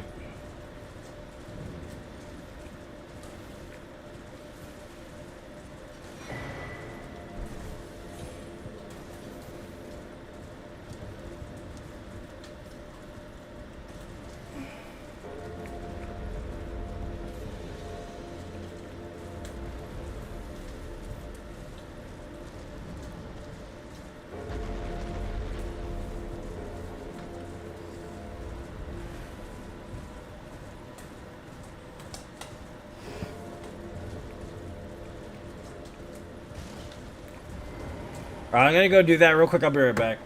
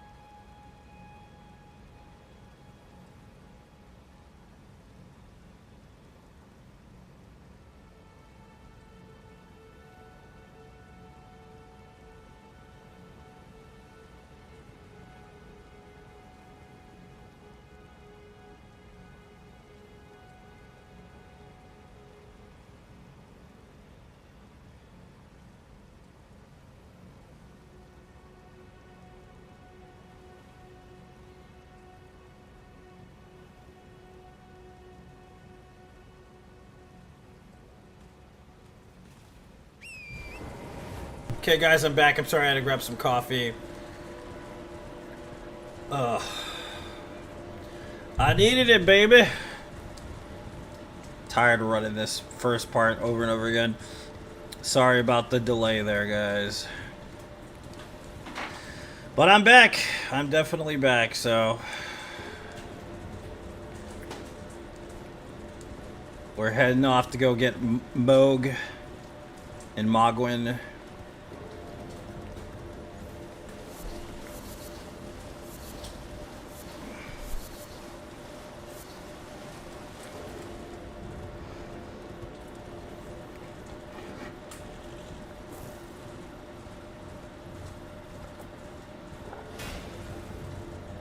What's everybody's favorite boss in the Soulsborne series?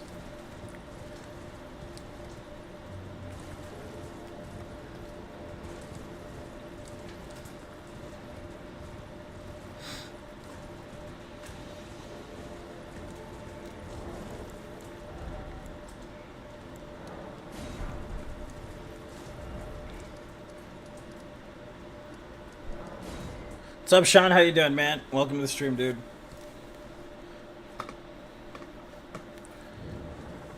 Ugh.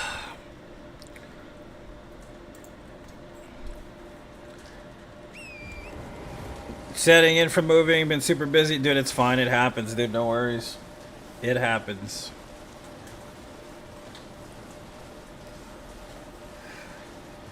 It happens, sir. No worries, dude.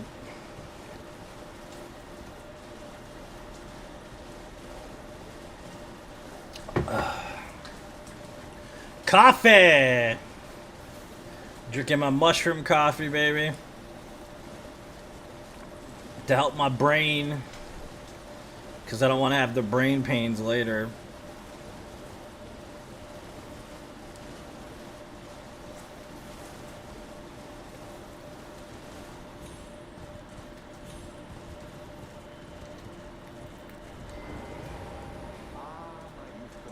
Madeira, yeah, mine too, man. Madeira's my favorite.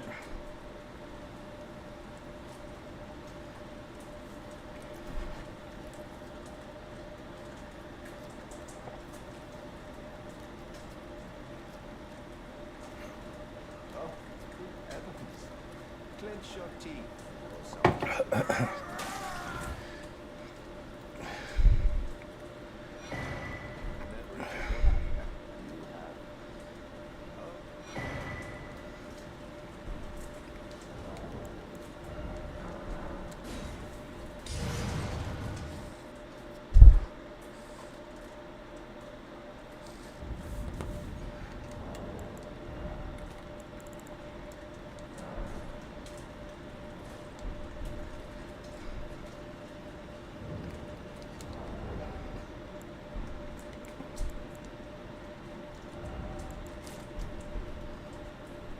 What's up, Dylan? How you doing? Oh, Madeira's your favorite too? Yeah, Madeira's great, dude. I love Madeira.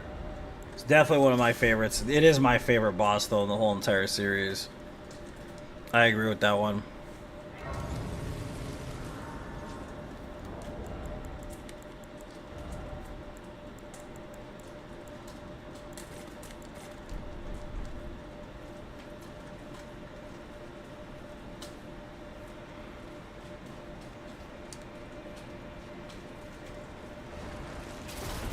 Favorite boss weapon in Dark Souls 3? That's a hard one. Mostly because most of them are jack crapola, dude. You know what I mean? In Dark Souls 3, the boss weapons are kind of terrible. Gotta think of one. I didn't mind Gale's sword too much. I mean, granted, it's not all that flashy, really, but... It's just a great sword, but I think I liked Gale's great sword for the aesthetics. Sister Freed's scythe is pretty cool, too.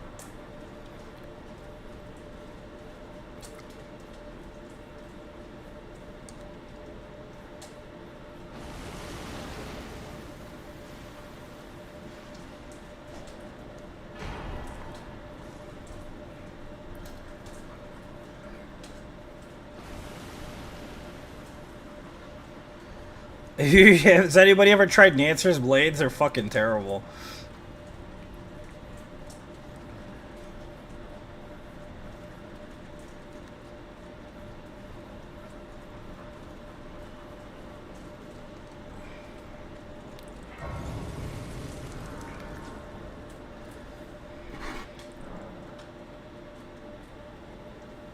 Okay.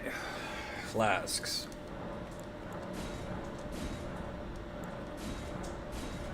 Frayed Blade is pretty cool. Frayed Blade is pretty cool. Yeah, I dig it. Sisters is pretty cool, right? Yeah, Sister Freed's scythe is pretty neat. Frayed Blade is it's pretty edgy, for sure.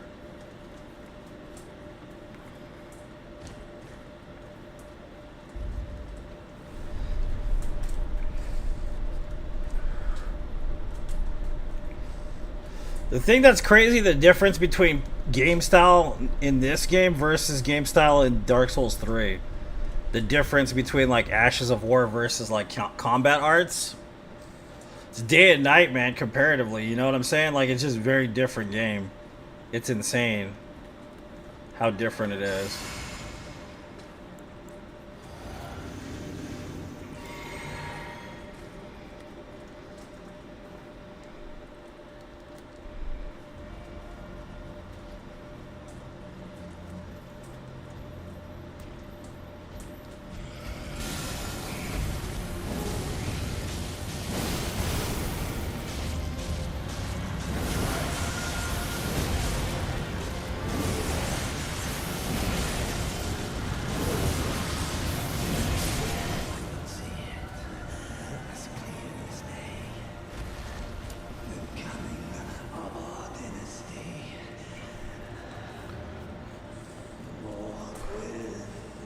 Even the weapon it is feels so much different because of it. You know, yeah, it's true. You're right. You're absolutely correct. Yeah.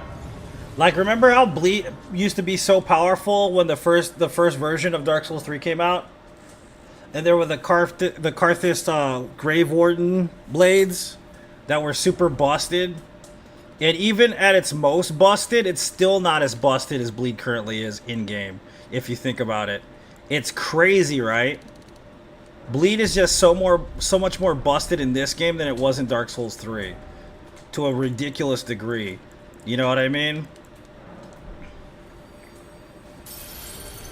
Like, you really had to work in Dark Souls 3 compared to in this game to eat right. You know what I mean?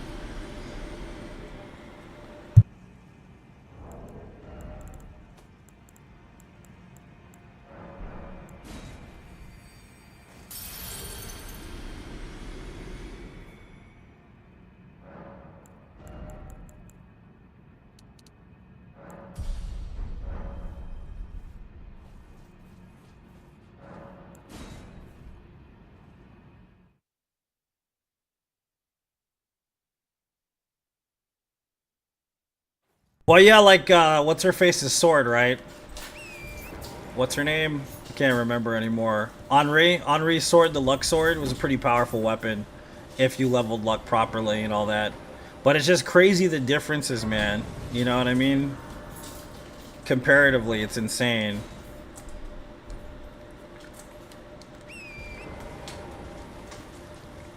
Physical damage was literally most of what everybody built around, unless it was like holy or something, or fire even. But the amount of damage trade too, and like health of enemy is very different in Dark Souls 3.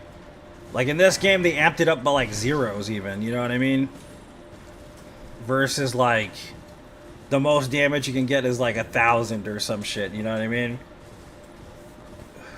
In this game, you get like 15,000 damage easily if you do it right, do a build right. In that game, it's like you're lucky if you got 1,000 damage out of anything.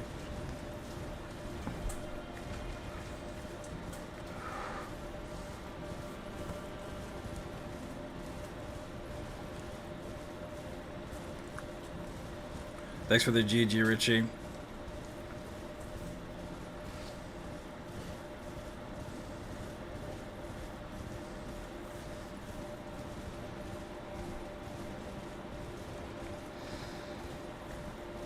Yeah, because if you look at like Dark Souls 1, the highest amount of HP in Dark Souls 1 is from Manus.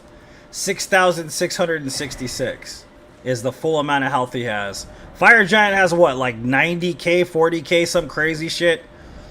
It's insane, the difference, dude. It's fucking crazy.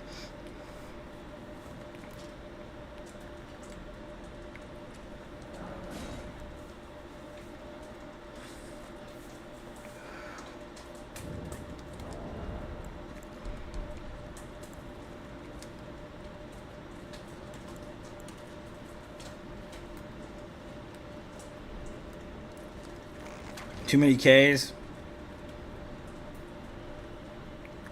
I'm gonna fall asleep today at work. I feel like it, baby. I really do feel like I'm gonna fall asleep.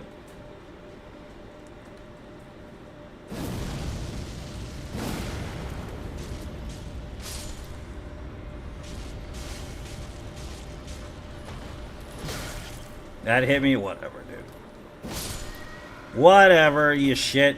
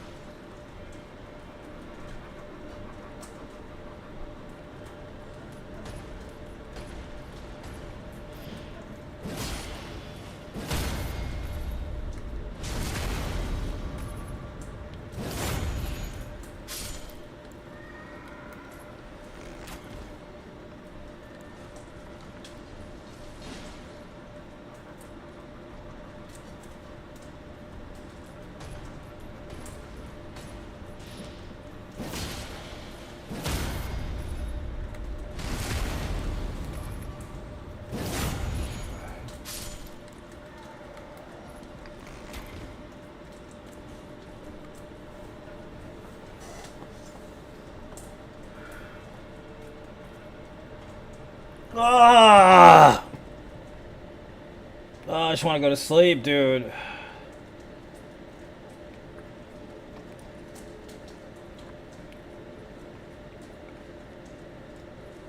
I got the itis, boys.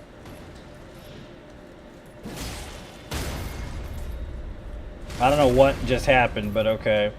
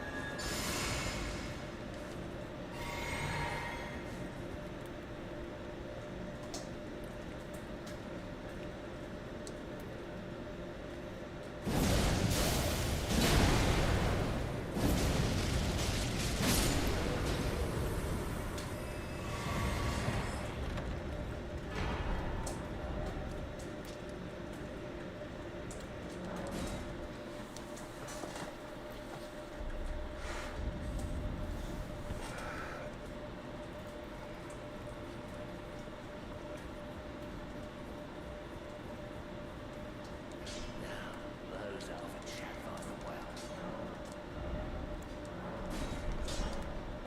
well. Okay. Can hit the road jack, I guess, a little bit here. We'll come back and clear out the castle later. We don't have to clear it out yet. I just want to get some extra souls, really.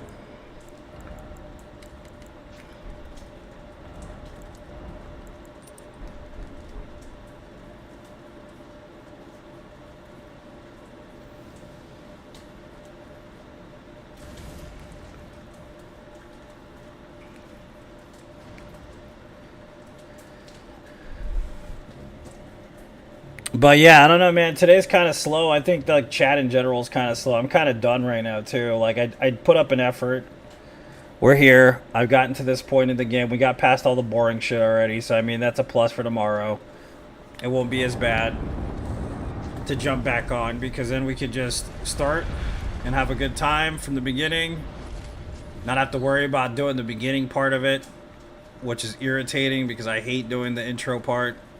Like, the gathering is the most annoying part of this whole entire run.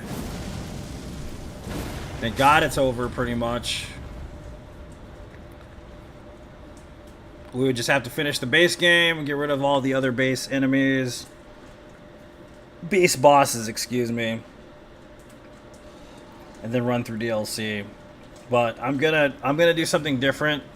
Last time I ran the Blasphemous Blade, I'm not running it this time.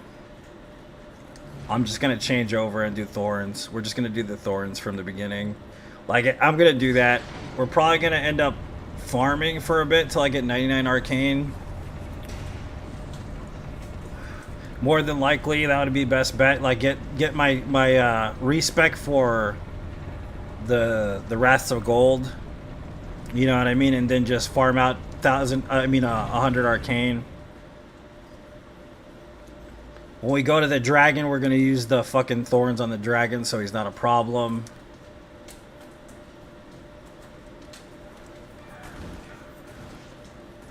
We're gonna fight Gaius super early in DLC. We're gonna kill him with Thorns. So on and so forth, basically. That's what I'm gonna do. Go for the Maternal Staff, so on and so forth. Keep it very simple, straight to the point, lots of damage, you know what I mean? We also need to get the Graven Mass Talisman. That's another thing we have to do, which we'll have to kill what's his face for, Commander Nile, which isn't too bad with Thorns. Even if I don't have the Graven Mass yet, it's still pretty damn damaging, so shouldn't be too terrible. And I also want to check whether or not Randomizer's been updated. I've been checking every day for the last week and a half to see if I could do the Concert Radon only run, but it hasn't been updated yet for me to do that, unfortunately. I want to do that run really badly, though. I want to do Concert Radon. All enemies are Concert Radon. All bosses are Concert Radon, and all animals are Concert Radon. I really want to do that run. So hopefully they update the DLC for the DLC. Is it Craven Mass or is it Graven Mass? Doesn't matter either way. It's the same fucking thing. I also do miss playing Dark Souls, man, a lot. I miss the Souls games a lot. I really do feel like I need to go back and play some Dark Souls 1. But I've done so many runs in Dark Souls run. I've done so many runs in Dark Souls 1, it's just kind of hard to figure out something new to do in that game.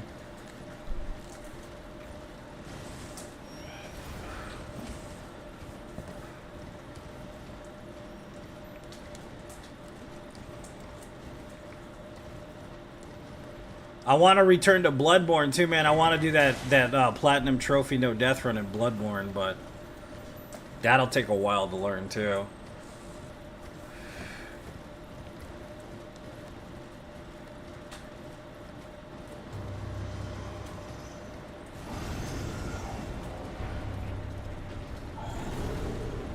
October is a good time for it. Yeah, I agree. It's next month, right? So yeah. What is it, August? Oh, it's August. Never mind. The month after.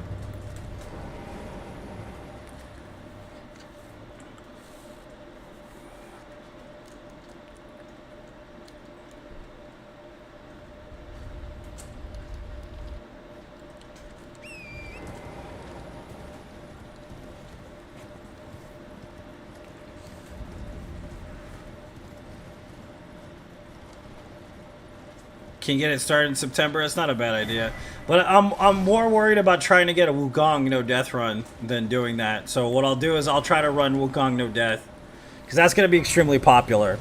I already know it's going to be extremely popular. So I want to get on the hitless boss fight train, and I want to get into the No Death stuff in Wukong as fast as possible,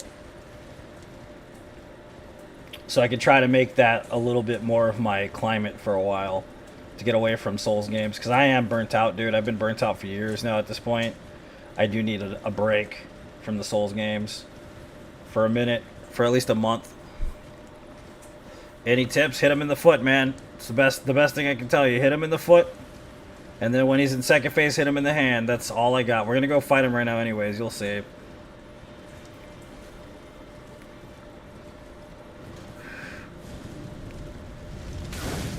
What a nerd.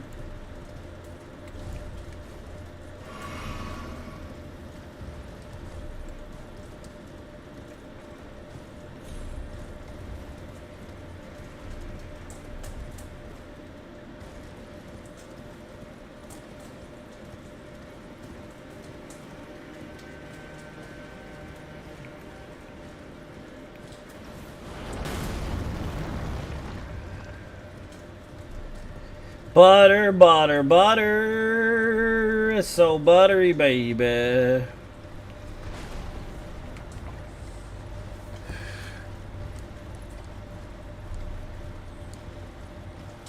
It's because it's delayed, man. It's that's what it is all his attacks are wide and delayed. Or at least the hitboxes are delayed, excuse me. So it makes him seem more difficult than he really is.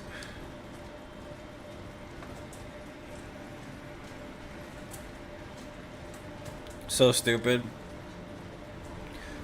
What is it? The Indiana State Fair. Right now? Currently? Do they only bring it out during these months or what? I figured it'd be too hot and humid for that shit right now. But whatever, I guess. I could be wrong.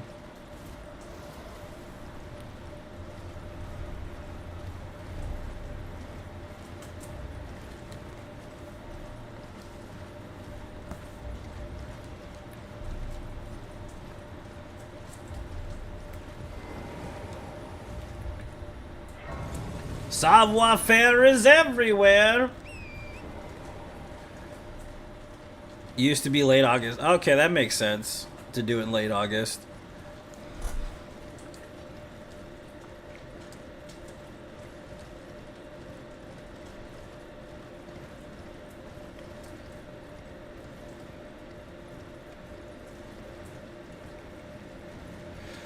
Da da da da, ya da da da da da da.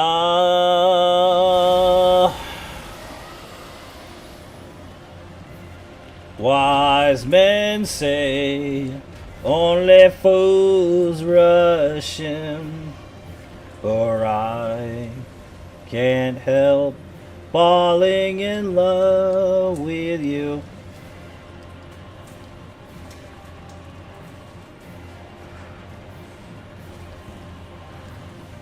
Borealis of the freezing fog. Borealis of the freezing fog.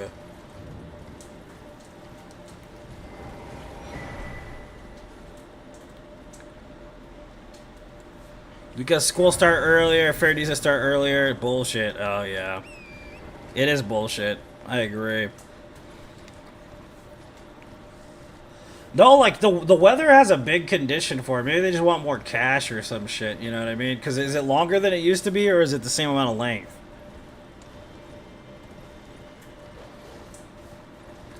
It's too fucking hot to be doing any of that. I'm not gonna lie to you. Last Ren Fair I went to was too hot to be there. I had a good time. It was fun and all that, but goddamn, it was awful.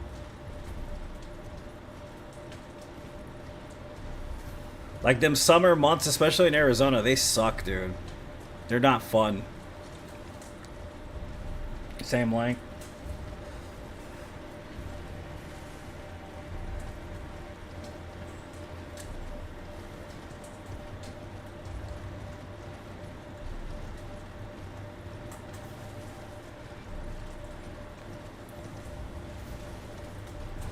Summer loving happens so fast.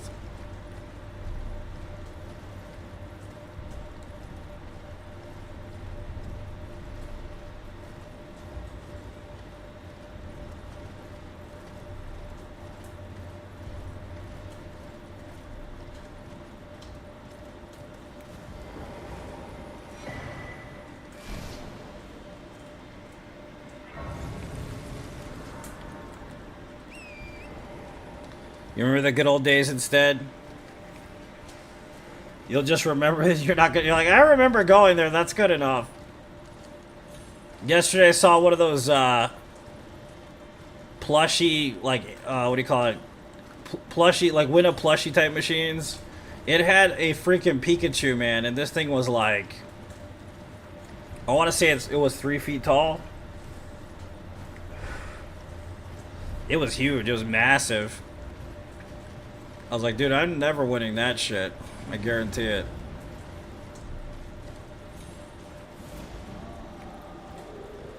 You can walk to the state fairgrounds from your house. That's cool as shit.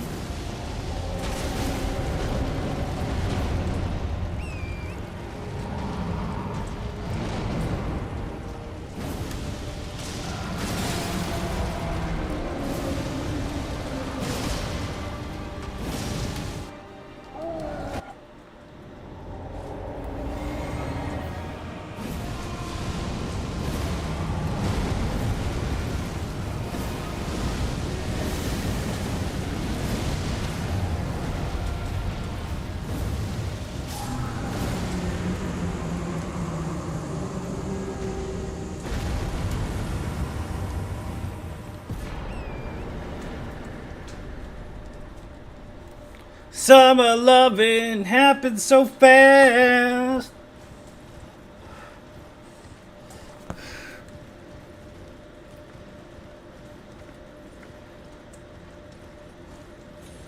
Yeah, man, this weapon ain't no joke, bro. It does a lot of damage. A lot of damage, yeah. Damage, yeah.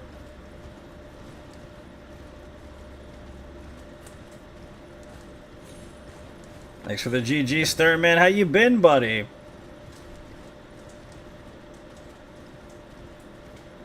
Yeah, it's plus 10.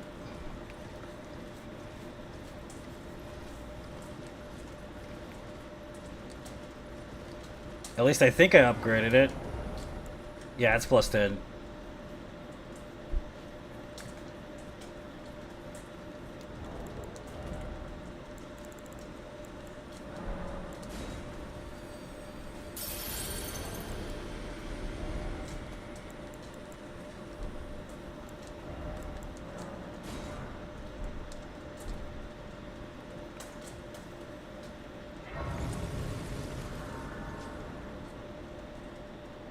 Alright, I gotta get off soon, guys. Unfortunate as it may be. So I'm gonna stop it right here. I'll be back tomorrow early, bright and early, around 8 a.m. Mountain Standard Time. If you like the stream, please think about following. I appreciate everybody that supports this stream. You guys are amazing. Thanks for being so patient and so awesome all the time. I'll see you guys tomorrow.